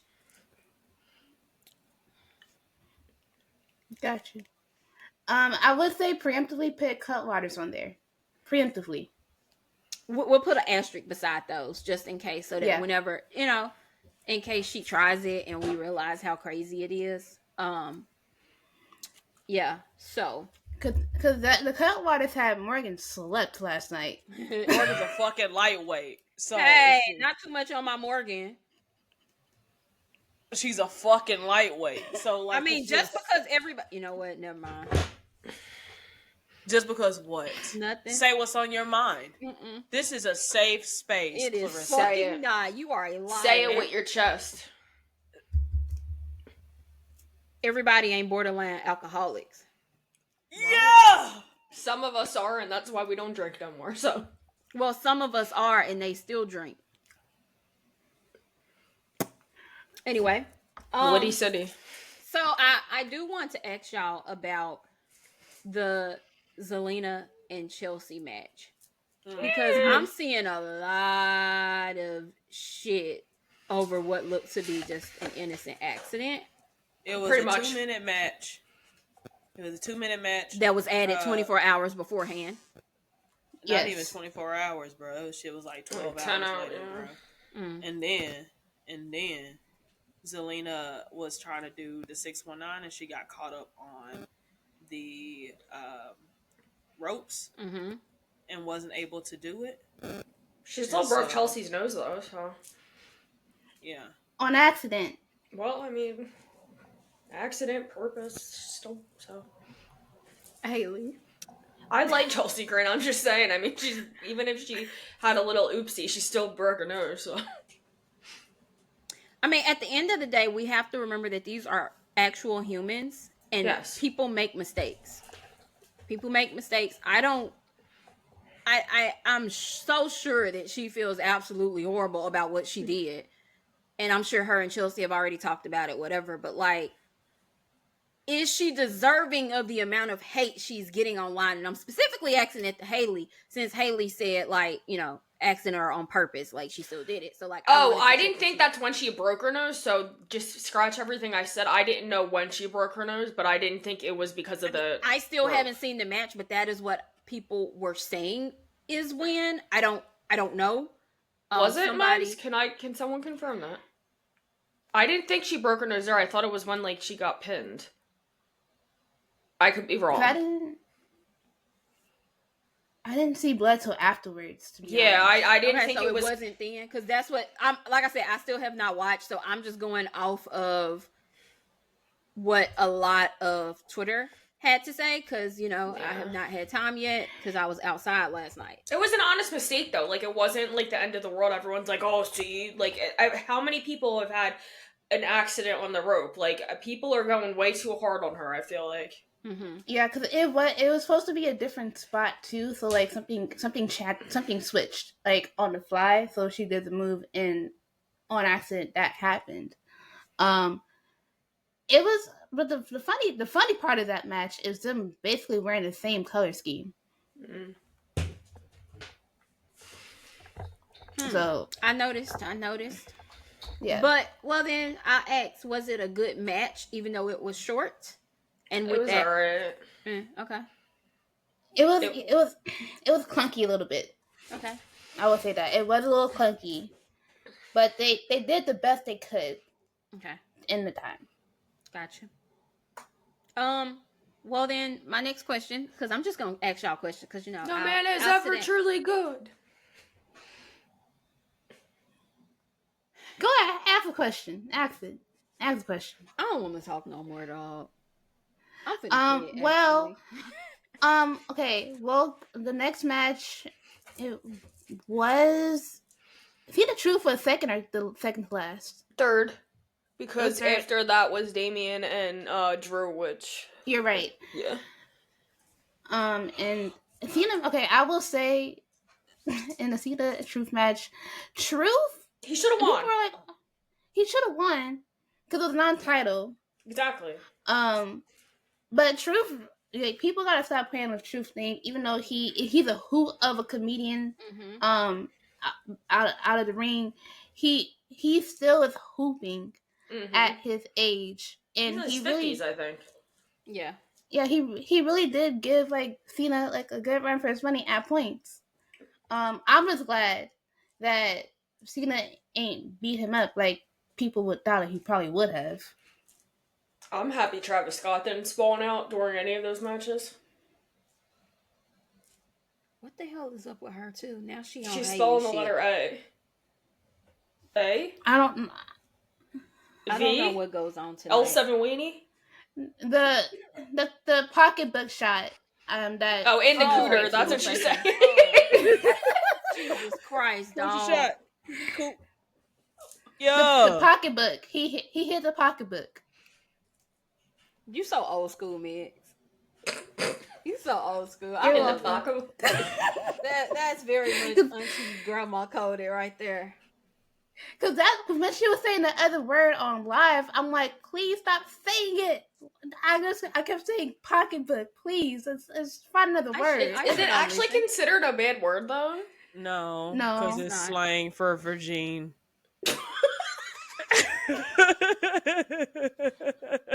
All right, guys, thank you for coming. We appreciate y'all supporting the podcast. It's slang for y'all. Please hashtag free Clarissa. I'm begging you. Please. You'll be all right. Okay, well, the next match, granted, yes. Okay, I'm gonna move on. Cena won, obviously. Hashtag free Clarissa. Hashtag. And the next match was the steel cage match with Drew and Damien. Jesse. That one. Yeah, Jeff. That was a good match what they had, but I feel like it should have been on SmackDown, to be honest, because it shouldn't have had Jesse on commentary. That's what it shouldn't have had. That man was down there crashing the fuck out for all of 15 minutes of that match. Yeah, it was funny though. He was just maybe 10 minutes after it ended, they were starting the other match, and Jesse was still going. He was still talking about it, bruh, in slow motion, mind you. Yeah. It was for the time it was. It should have been long. Like it felt like it should have been on SmackDown because Drew's hurt apparently, so I don't know if that's why it was. Possibly, yeah. I don't know the decision on why they had to put it on this, but yeah, Drew's freaking hurt. But neither here or there. He was slumped, sleep. I need Aisha, by the way, to actually put a blanket on Drew in that photo. Ooh. Immediately. Will do, because I have 4 pictures of Jey Uso with blankets. Oh. I just never posted them anywhere. Say hi. Well, you did. Yeah, and then Naya. Hi, Naya. Come in there. No, don't say hey. Naya's always trying to get us blocked. I love Naya. Naya, stay, bro. Naya. Block off. She was like, what if you get blocked? Literally. Well, when you say that, shit. I just want to point out, Aisha literally was like, yo, mini-me said, and I was like, I didn't even do nothing. Like, how am I in it? So I said, well, that's something you would have said. Yeah, like, probably. If I didn't know HR hired hall monitors. The hall monitor. I got eyes and ears everywhere. Well, you need to cut that out. I can't even roll in peace. I can't even roll in peace. That's a good song. So, did you guys like Cheeto's her actress? Her who? Ass dog. What is my cat? My cat. Who? You didn't see my cat make her debut on the podcast, Cheeto? Mute her. No. Why the hell did you name the cat? No, baby. I didn't name it. It's Caitlin's cat. Oh, okay. Well, they get a pass. She likes, and her other cat's name is Toast. Okay, I named my dog Zero after The Nightmare Before Christmas. Mm-hmm. She named her black cat Toast and her orange cat Cheeto. So you take that out with Caitlin, who is in the shower. Then I can't take it up with her. You know, I mean, anyway, so do we talk about Jey Uso versus Logan Paul or no? Well, if we do, we have to talk about the ending of it. Adrenaline in my soul, something Cody Rhodes. The match happened. Talk about Whoa! You said do, Janae? No, I was gonna say if we do, because I didn't get to see it either. But if we do talk about it, I would just like y'all to go back to the timing of Aisha's first glaze and just continue the recording until she's done. Thank you. Now, how you know I was finna glaze that man? Because we know you. Okay, General. but I Because it's a wasn't day going that to. ends with Because a Y. mind you, I don't even remember Time the starts match now. because I was gone. Time starts nothing. Gone bruh. like the I was- wind. I don't even remember the match. All I know is John Cena came out and fucked it up, and I stood up and I yelled out, "Jonathan!" Because he is now on the list. He's on the list? He is now Yeah. on the list because like She every tweeted time, Jonathan too. yeah. So that's it. Yeah, that every match was basically a blur, to be honest. Like I just remember like pinch points for a lot of matches and the ending. So like I still seeing Damien walk out the cage that Jesse was crashing out about. That's how I remember Damien won. Like that's why I'm like some of these matches, like that match could have just been longer on SmackDown because they built it up. But yes, Drew's hurt. Whatever, I get it. The Logan J match, it was a match. I would say that. It was a match. John coming out, I yell like, "What are you doing here?" What are but you doing here? It was very. I feel like it was very lackluster. I was very happy to see Cody come in. Like Yeah, which like, is a surprise from all of us, I feel. Don't Like, put us in it. Don't put us in it. Megs is a part of the Cody Hater Club too. Oh, yes, you are. I'll pull back up the receipts. Yes, you are. You have said it on the podcast. You are an undercover Cody Hater. Don't take it back now. Sure. I'll Sure, let me pull it up. All right, I'll pull it Let's up right now. not do that. I would like to say the views of Haley and Megs do not reflect all of the Femme Slime. Oh, the Femme Slime. Hello, Femme Slime. Oh, okay. Slime Time Live over there. Drunk. That might have been before your time, though, and I don't mean that in a mean way, because I don't think Slime Time Live was on when, like, 10 years after, because it was, like, I don't mean that in a rude way. It was on, like, when we were real little. Yeah, I don't know what that is. Best I got is Nickelodeon and how they used to slime people. That's what it was, Slime Time Live. Oh, that was it. Okay, then yeah, good shit. I will be honest. Now, did I expect the match to be a little bit more? I did. Now, I am noticing a pattern in a lot of Jay's matches since becoming champion. He hasn't had the opportunity to actually finish a match because there's so much going on around him that he doesn't become he moves to the background of each of all of this. Anywho, like he's had his matches, and then here comes Braun Breaker. Here comes Seth Rollins. Logan Paul's out there. That was the Braun Breaker, not Logan. Now that we know that, he won his match, he's going to go on to face Gunther after Money in the Bank. I'm pretty sure that match is going to end on some fuck shit as well. Will Travis Scott make it? Now that's actually, so Dirt Sheets reported that it was going to be a 6-man tag match at Money in the Bank with the Usos and Cody Rhodes versus Travis Scott, John Cena, and Logan Paul. Nightmare Blunt rotation. Let's go. Anyways, those three versus the Usos and Cody. Last night on Saturday Night Main Event, it became Cody and Jay versus Logan and John Cena. Now, my thing that confuses me about that whole situation is how the fuck did John Cena and Cody get in the mix of this? What was the whole point? It to me that it just doesn't make sense. But then again, this is John Cena's retirement tour, and so I'm pretty sure he picked this match. It hasn't been great though.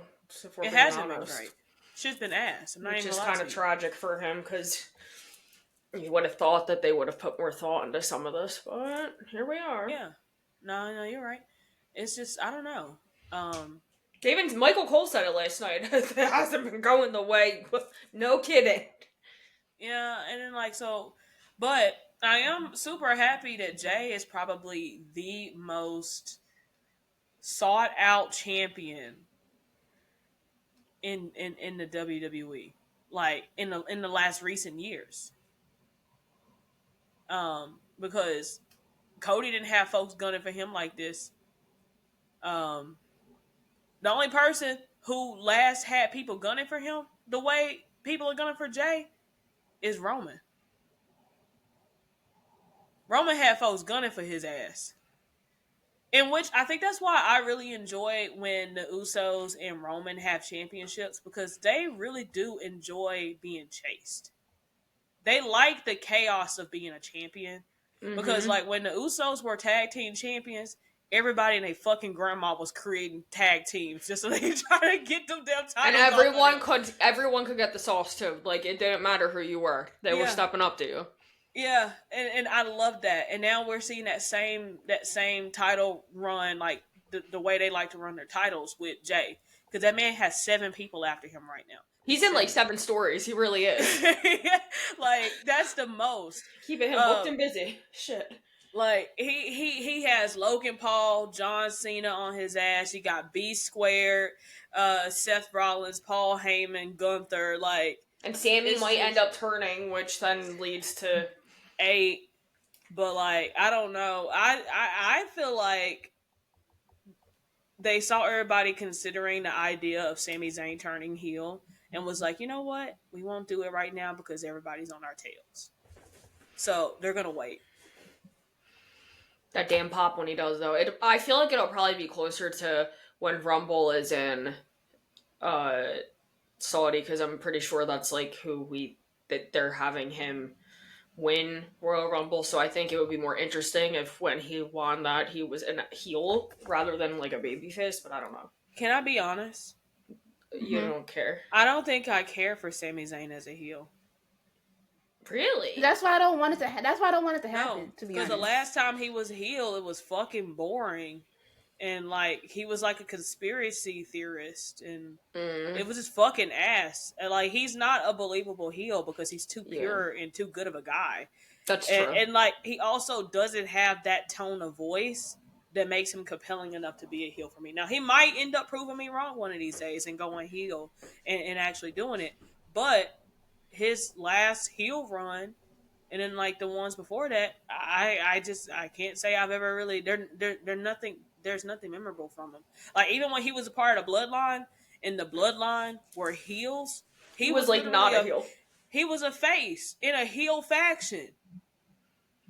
He is one of the best baby faces on the roster too. Like he just is a really good face. Like yeah. So it just doesn't make sense to turn him heel. If they manage to do it, hey, kudos. But Kevin's gonna be making videos from home if he turns heel. He's gonna flip out. He's gonna tweet. He's gonna randomly tweet gross, and we'll know exactly what he's talking about. So yeah, I'm not sold on the idea of Sami Zayn as a heel. So maybe they can sell me on it, or they can have someone else do it. Wait, we could talk about 9 different people that might want to fight Jay, because Paul Heyman almost got the sauce last week when he tried to say 7. Because Paul Heyman's included in that, and what cracks me up about it is when Jay hopped out the damn ring. Because I don't know why he keeps playing with that man, knowing damn well Jay don't care about putting his hands on folks. He hopped out that ring. Paul Heyman's so fucking funny. He turned around, looked at him, and said, "Time out, time out." Like. That's that bloodline antics, bro. That's the bloodline antics, because Jimmy used to do that same thing because Jay played too rough. He played too rough. And so he was like, time out. Time out. This man is not fucking serious, bro. He's not serious at all. So, yeah, he need to leave that man alone. Cause Jay hopped out that damn ring and was like, what you doing? Because you know when he do his hand like this, he finna grab you. They said he was like, why I on it? Because like Yeah, he was like, he came up out his jacket. He tried to rip his jacket off and accidentally ripped his shirt open. And he was like this, and like Jay sitting there like this. Like Jay's one of those people. He's like, "What's up, there? What's up?" Like doing his hands, like you know how when girls are about to fight, they be like, "So what we doing?" That's literally Jay. Jay be like, "What we doing?" Meanwhile, last time when he was trying to go after people in the crowd, Jay was the one holding him back. It cracks me up because like he'll do this, and then if he gets close enough to you while he's doing this, he finna slap the shit out of you right after. Like that's the same run up that most women use when they're about to fight somebody. Like, what we talking about? What we talking? Bow, you know. But yeah, I don't know who else we could see possibly gunning for him. Someone was trying to say they were hoping that Cody would have turned on Jay last night. I don't understand why he would have turned on Jay, because then that would say that he's on Raw. That's the one, like, combination I want to see again. I want to see Jay and Cody have a couple libations and do another press conference. I don't know about you. That shit's finna happen. I can't wait. I can't wait either. I can't wait. They finna be up there toe up. Do you feel him, sir? Yeah. I don't. Both our daddies were here. Cause Sama's been here before both our daddies. Oh god, Jay is just a national treasure. I can't. Yeah, he's given us 2 iconic ass interviews. Actually, I can't even say 2 anymore. The whole WrestleMania weekend was, bruh, because they was catching his ass outside the club. Like, mind you, he gone, and they ask him all types of questions to the point where I know one of them interviews by heart just because of where his right lung was in his left butt cheek. No, that was after the match. That was after his match when they asked him how he was feeling. But like, it's the one where he was like, "I earned it, I did," and then he was like a motherfucker, and he was like, "Cause you're good." He's like, "I'm good as fuck." Like, he was really cussing, bro. It was great. Yeah, he was gone though. He was really gone. Anywho, what other matches happened that night? Last night. Baby, We finished with you finished the whole card. Oh, that was a whole card? That was the whole card. Yeah. Well, you guys, we want to thank you so much for tuning in to the Femme Slam podcast. If we want to bring up, we got a couple interesting matches on Raw tomorrow. No, thank you. Nah, by the time those matches happen, this podcast will be out. Like, we'll have winners by the time the podcast come out. Winner, chicken dinner. But yeah, I don't know. What did anyone have any fetches from Saturday Night Main Event, or did they want to rate the show at all? I have a fetch, even though I didn't watch. What's up? Jesse Ventura. Really? Yeah. Shut your ass up. I'm joking. It's the way that will hurt Tony's feelings, bro. And Tony loved him. Man, look. At the end of the day, I should. One of the ways I'm not. Tony loves her. What? Don't ask. At the end of the day gonna end, first of all. But second of all, one of the ways to win a cage match is to walk out the door. You cannot get mad that somebody walked out the door. You got a problem with that? Take it up with booking. You got a problem with that? Take it up with Hunter. Take it up with HR. I dare you to take it up with this HR, actually. I was cooking, but I burned the bacon. Damn. Yeah. But yeah, that's it. That was my only one since I still haven't watched, because like, what do you mean y'all mad at him for walking out the cage after knocking Drew out? Like, let's be so for real right now. He gave him what are they called? A concerto? Yeah, that I was like, God damn, I did not think we were doing that. Amazing work. 10 out of 10. Okay. I mentioned my fetch on the live. It was the brass knuckles from Logan once again. Like, I'm tired of seeing those brass knuckles, to be honest. Logan Paul as a whole is my fetch. Just his entire being, his existence. I'll answer for Janae. Janae's fetch was that Dominic Mysterio was not. Megs wasn't even finished, y'all. Wait a minute. Oh my God. Sorry, Megs. Hold on. I just had to come at Janae really quick. Sorry, Megs. Go ahead. Because all the way to finish saying, like, the brass knuckles, I get it. It's part of Rogan's thing, but I'm tired of seeing those knuckles like in every Those single knuckles. match. When he does it every single freaking time. Oh, I That's didn't the whole point. because it does in Hush. You've been told the whole time. I hey, am hey, unmedicated, and you can blame it on Andrea and my ADHD. That's all I have to All say. right. Shout out Andrea. So, oh Lord Jesus. but basically, because like even though The like Father, the Son, you and didn't the pull Holy out the Spirit. brass knuckles at Mania, I keep seeing those knuckles. I hate to see it. I just need him to do something different. If he's gonna be here, and I gotta watch that man, do something else. I'm tired of seeing the same thing every single time you have a match. That's it. I understand that. I can understand that. Yeah. Especially since he's supposed to My- have like the metal in his hand anyway. Do you need brass knuckles, dude? Okay. That's true. I feel like that like literally defeats the whole purpose of him like flaunting that he has metal in his hand. Like, okay, so who gives a fuck? Like, but my fetch personally is gonna have to be the Evolution Day mixing with the Beyonce Day, because that really is crazy, and that feels like a fat ass setup. Like, I don't know, something about it just don't sit right in my soul. Like, that's nasty to do. Sorry. Well, a lot of fans are upset because it's the same weekend. I'm gonna bring it up as All In, and we'll leave it at that. Oh, I take I my feel like- one up back. No, I feel like okay. I will say the only thing that's really messed up about it is the Saturday's main event be the same day, not Yeah. Evolution. People are complaining that with that, and that shouldn't be that conversation.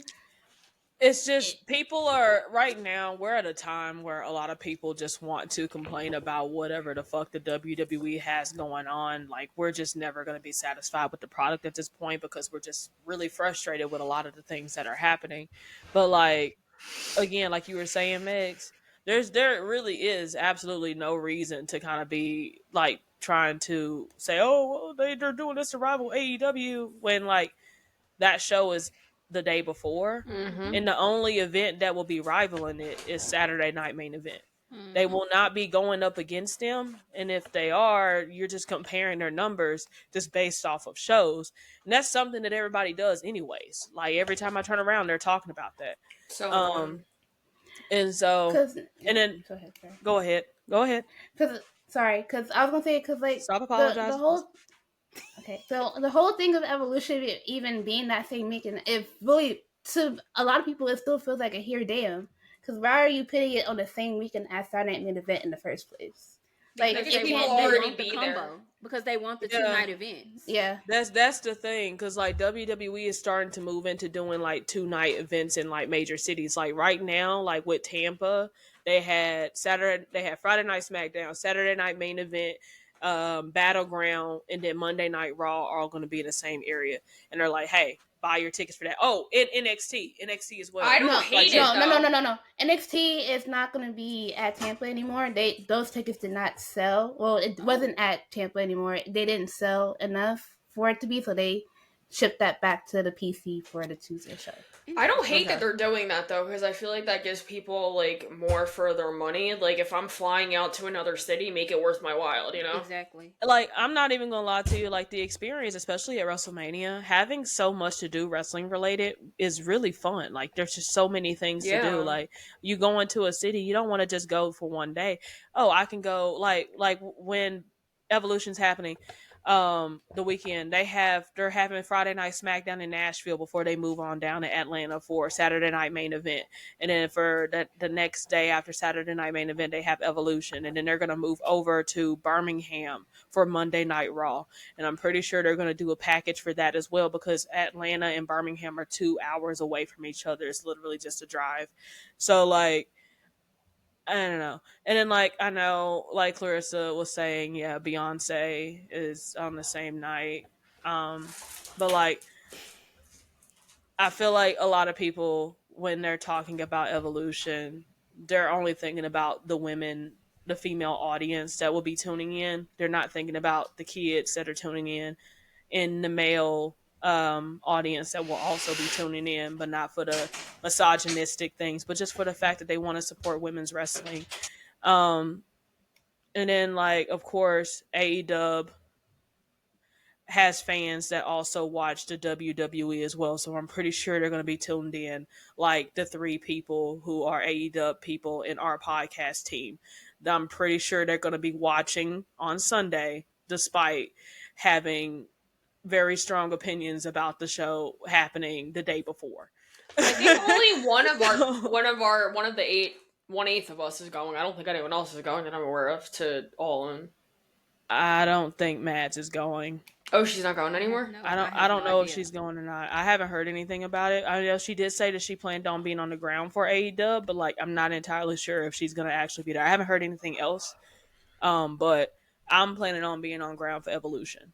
I am. And then I'll go I'm gonna over- burn it in a bay leaf and speak it into existence because that would be really special for a lot of us to be there. Like considering that we are all about amplifying women and non-binary voices, like to be at an all-women show, I feel like is really special. Yeah, like I really do want us to be there, and I'm super happy for it. Like I just feel like saying before the show even happens that they have no chance in hell of selling out That's messed up. is crazy because 7 years ago, Rhea Ripley wasn't as big as she is today. 7 years ago, Becky Lynch wasn't as big as she is today. 7 years ago, we didn't have the NXT women's roster. 7 years ago, we did not have Bianca Belair as big as she is. Naomi wasn't as big as she was. Hell, she was featured in a battle royale. I feel like we are underestimating the star power of the women's roster of Raw and SmackDown and of NXT. They are fully capable of putting on a good show. If you are sitting out there and you're saying, oh, they have no chance in hell because AEW is the day before. And we don't want you there anyway. Or you're saying, and like, this ain't even trying to be tribalist because like, I'm slowly like wanting to like explore AEW. I just get extremely annoyed by fans. And that's not even just like fans of anything, but like I was telling Clarissa, I'm really weird about fan bases. I really am. So like that really turns me off of products or off of artists or off of wrestlers and stuff like that. If a fan base is just too in your face. Like I will start to dislike something or someone because a fan base is too in my face. Like allow me to grow into enjoying something without you being right there in my face, either chasing me off or turning me off the product. Because I really enjoy what Toni Storm got going on. Every time I see clips on the timeline, I stop to watch them and I retweet them because I really do enjoy what Toni Storm has going on. But if you finna be in my face, like I just. That has been part of the reason why, like, I have stopped and started watching it so many times. It's not like anybody personally that we, talk to. It's just that it's annoying on both ends. I feel like it's just I can't stand the whole tribalist. Like, let's just freaking enjoy wrestling. Like, if you want to watch both, watch both. If you want to watch one, watch one. But we don't need to go back and forth about why one's better than the other. Like, that drives me friggin' nuts. Because like it's like that one time I had mentioned that like I felt like the Usos was one of the greatest tag teams of the modern era, which they are.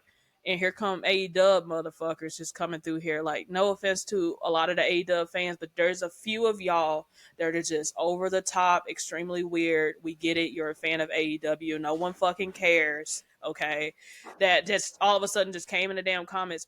Well, the Young Bucks. Okay, that's cool that you think the Young Bucks. No, they're not better than the Young Bucks. I don't watch that, so I don't care what the Young Bucks got going on. Well, I don't like the Young Bucks. So here's what I say. So and based off of comments, a lot of folks in AEW don't even care what the Young Bucks got going on. Like a lot of people, Young Bucks pissed off everybody so bad 2 months ago behind this Death Rider storyline, and y'all thought I wouldn't know much about it, but I do. Pissed them off so bad there was folks leaving the arena before the fucking pin. Well, yeah, because Young Bucks of what they are, they're great, but in the sense of the storyline, we were like, just stop. Like we didn't need. It didn't make any sense for them to come back in that manner. Mm-hmm. So that's why most people are just like very annoyed at their presence. Yeah. But in ring, they can still go. I do And have that's to make it. one comment. They're in that conversation. Like in the bottom area, it's the Usos, Young Bucks, other teams. But That's people who in the are top. Young Buck fans need to stop because they always are like, oh, all they do is super kick. That's what the Young Bucks whole thing is. They're super kick parties. So that pisses me off when people are like, oh, I love the Young Bucks, I can't stand the Usos. But the Usos don't even do as many Yeah, kicks. So my like it's not like even a conversation of tribalism because like I promise you I'm not trying to be tribalist. It's just the fact is like when like it's just really hard to enjoy something when you got someone in your ear yelling about another product to kind of to diminish your excitement for something, you know, like like I Matt's was gonna super get me for this happy. one too because it doesn't help that like people. I'm not gonna name, but I'll just use Will Ospreay as an example. I enjoy him, but he does tend to That make brother will a. not shut the fuck up. He will not. I'm sorry. He just won't shut the fuck up. I He was gonna won't. say that, but Hey, that's what I was gonna am say in other begging. words. I am actually pleading. I hope he sees this. Please stop. I genuinely need you to do a Jade Cargill and say, hey, I'm not talking about them anymore. And Because that's what's why? crazy about the whole situation. Everyone's like, "Oh, well, if he's being asked it, do they not just give media training? He could easily say no comment. He could say, I don't want to talk about it. He said, he could Matt's say, gonna- I am a representative gonna of fight us all. AEW.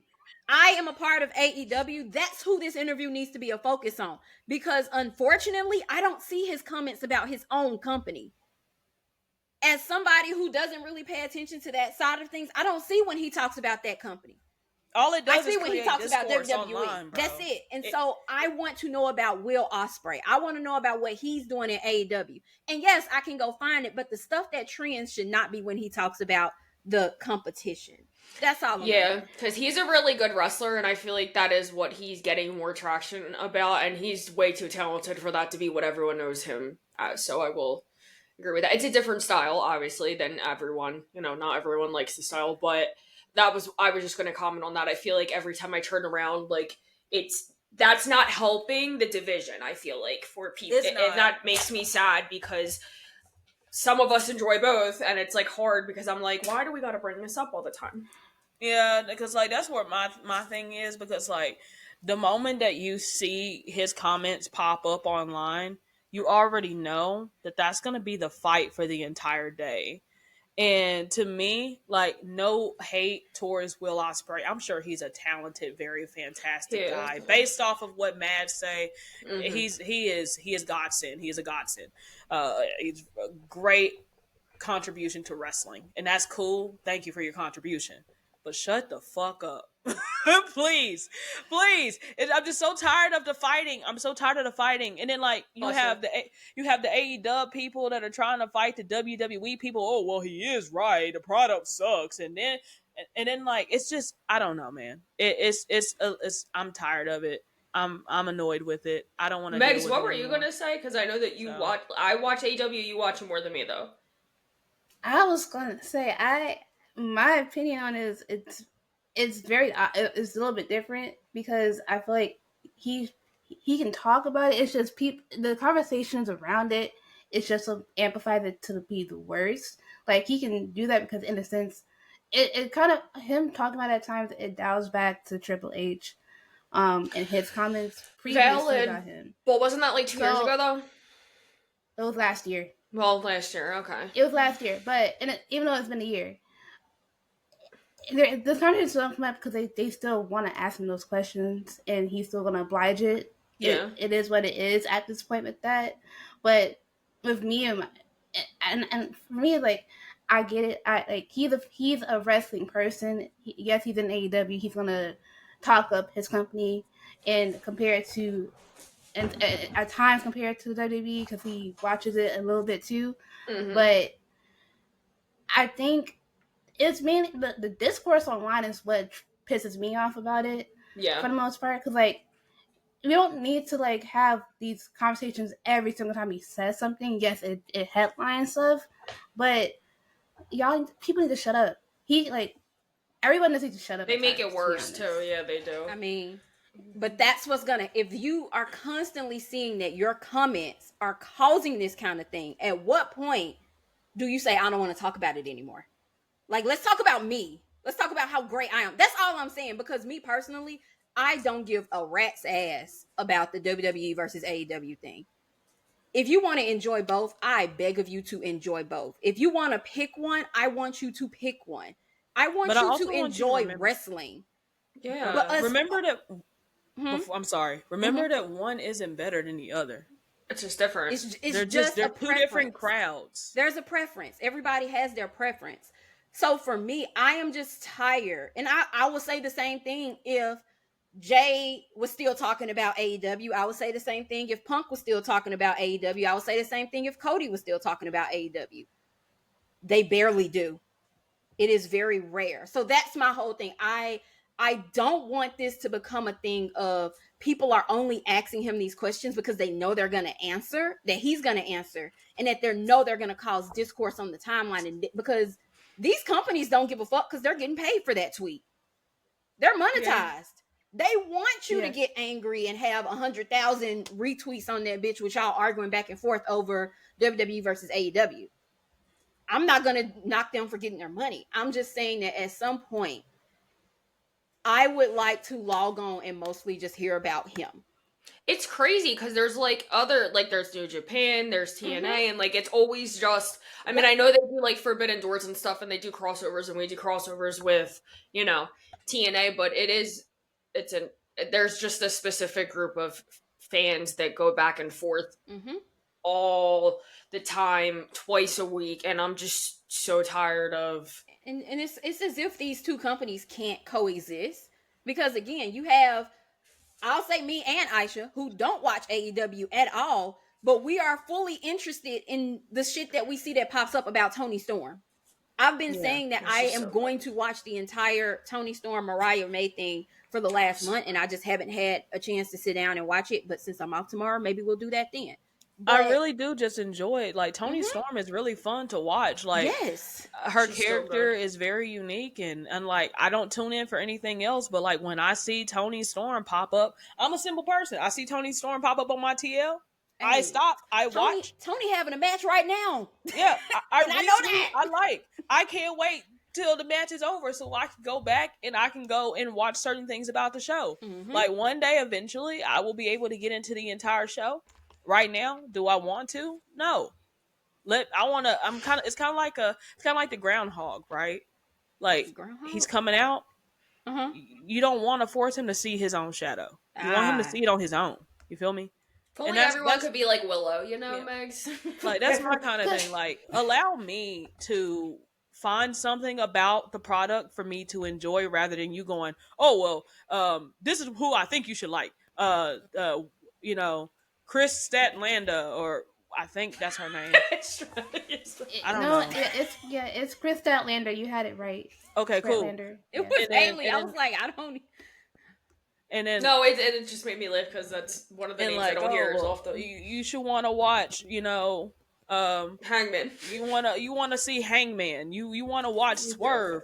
Oh, Mercedes. You want to watch Mercedes. You know, you want to watch Athena. Like, you know, I'm okay with who I'm seeing right now. I'm very interested in the theatrics of Tony Storm and the art of Tony Storm because the way she portrayed her character is captivating to me. She's actually very interesting to me.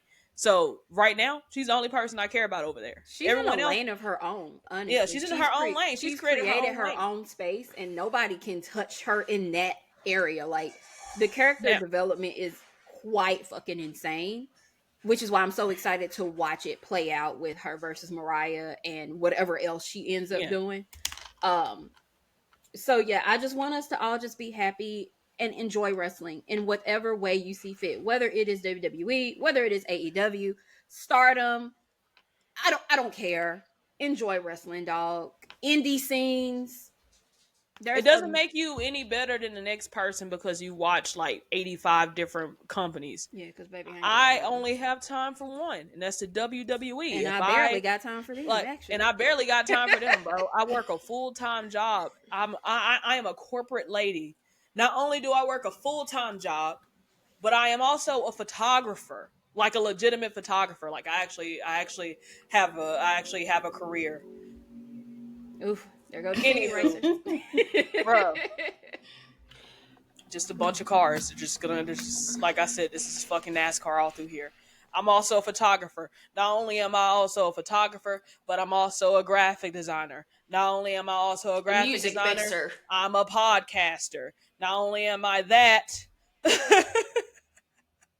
but I'm a content creator. I have 5 things going on. That's more than a lot of people, right? And I never sleep. I also just picked up editing. I make And videos. music. Girl, that was just one time. Like, but I do 6 things. Writer. 6 things. And then unless you want to also count social media coordination, like I also do that. That's 7 things. That's more than a lot of people. Like, yeah, that's cool. You know, you have the time for it, but I don't. But because I don't have the time for it and you do, does not make you better than me because you watch more than me. It doesn't make you a more of a wrestling fan than me because you watch more than me. If you're able to recall what's going on over in New Japan, that's cool. Because you know Jeff Cobb and I don't, that's cool. Do I care about Jeff Cobb right now in the WWE? No. I feel like the reason, like him being in the bloodline is fucking up everything for him. Honestly, to be honest, I think everyone else feels that way too. his Though. debut should have Across not the been in board. the bloodline. I don't want to see him there. I don't. Like, I could care less for Jeff Cobb right now because he's in this bloodline story, and I want this shit to end. Samoan A-Town Down Under has to end. Oh, that's crazy. All right, wrap it up. Whoa. Whew. All right. Wait, did it just took me a minute. Whoa. No. All right. Any final thoughts, guys? Any final thoughts? Not from Aisha. I will say because I will say real quick, I gradually became like a landscape of wrestling fan through WWE and like my ventures have done. Wrestling as a whole is hot at the moment. You can find what you enjoy that. Exactly. If you want to branch out. If you want to just double back and forth, because I do it all the time. You were watching TNA and WWE yesterday or Friday. It's okay. Find what you like, enjoy it. Let people enjoy what they want to enjoy. Exactly. Just don't be weird about it. Yep. Yes. Because that turns everybody off. And if you just have a decent mindset about things and about the sport, you'll find what you like. Agreed. Because like I like different aspects of every single thing in wrestling. So I'm like, okay, I like different things in AEW, I like different things in WWE, I like different things in TNA, I like different things in the indie scene, because like that's been really cool to see other people who are not on television every single week do their thing. So that's just my perspective on, like, as a whole, wrestling is hot. Find what you like, enjoy it. Don't be weird, and don't fight nobody over their own opinion about what they enjoy. And see, that is what I enjoy about our podcast, because I want to have or give that variety to offer people who listen to us. I like when our podcast popped off, we were all just WWE. Yep. And Megs was the only NXT person. And I said, I literally wanted us to branch out. Our podcast was so successful in the first few months. Like, we were able to expand our podcast team to give y'all 2 shows. Yep. 2. Our success was able to give y'all 2 shows. So not only do we just cover WWE now, you know, we cover NXT, we cover TNA, we cover AEW. We're able to do that. And because that is going so well, I plan on expanding the podcast more. But it won't be audio.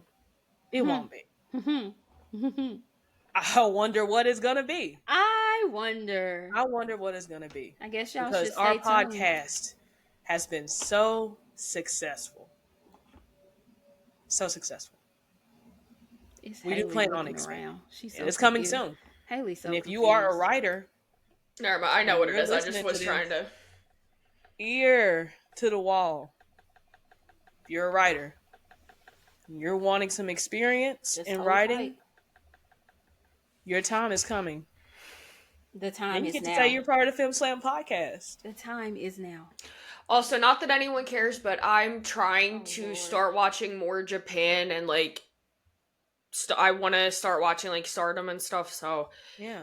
if any, one of these podcasts, either A side, B side, when that happens on a more consistent basis, I will, one of these sides, I will speak on that. But I am very interested in like the Japanese hard style and like just the style of wrestling they do.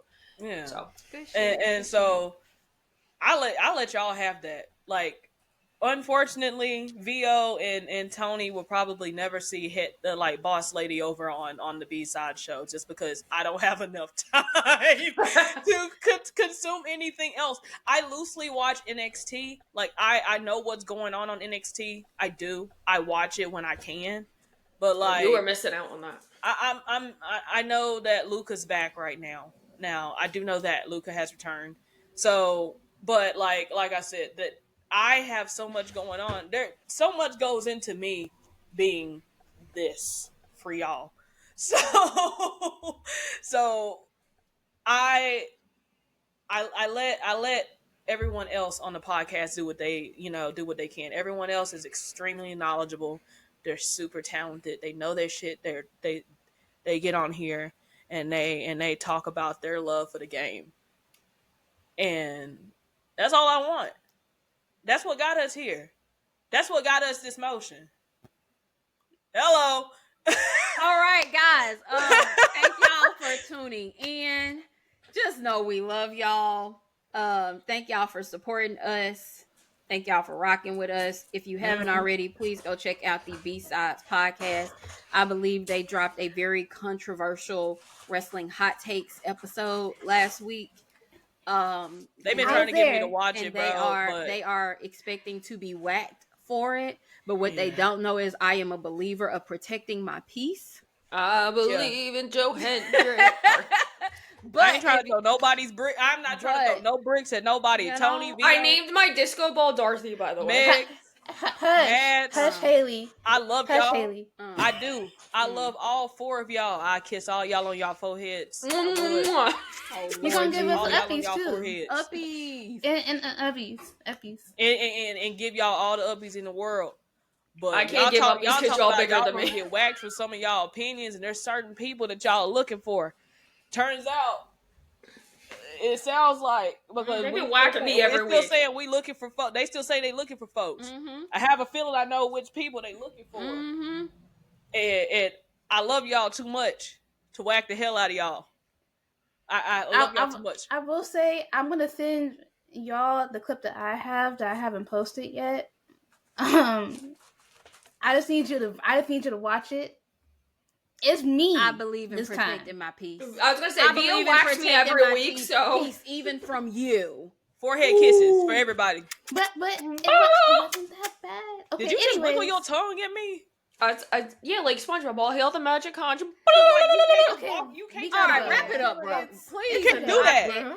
I beg of y'all. All right, y'all, it's been real. We appreciate y'all for listening. Make sure y'all like this. Leave us a comment somewhere. Let us know how y'all fucking with the episode. Shout out Dorothy the disco ball. Oh, fucking Jesus. Okay. All right. If you've made it to this long in the episode, please, I hope y'all have counted how many times Haley has done something outlandish throughout this episode. Give us some foolery, because we need a list of that, so that we can adjust, so that she can know what to put in her meds next time. All right, we'll have to submit that to Dr. Andrea. All right, guys. It's been real. Thank y'all. Yeah, y'all, look, we appreciate each and every one of y'all. We hope y'all have a wonderful rest of your Wednesday. Mm-hmm. Safe travels to work, from home, from work. Safe travels. I mean, you were right. You can go from home. Safe travels to work. Safe travels from work. Safe travels to the grocery store. Safe travels in your house if you clean it up or anything like that. I don't know. Horizontal tango. I'm gonna kiss you on your head. All right. right. All right. Femmeline out. Femmeline out. Femmeline the fuck out. And that's my orders of the Femmeline, y'all. Peace.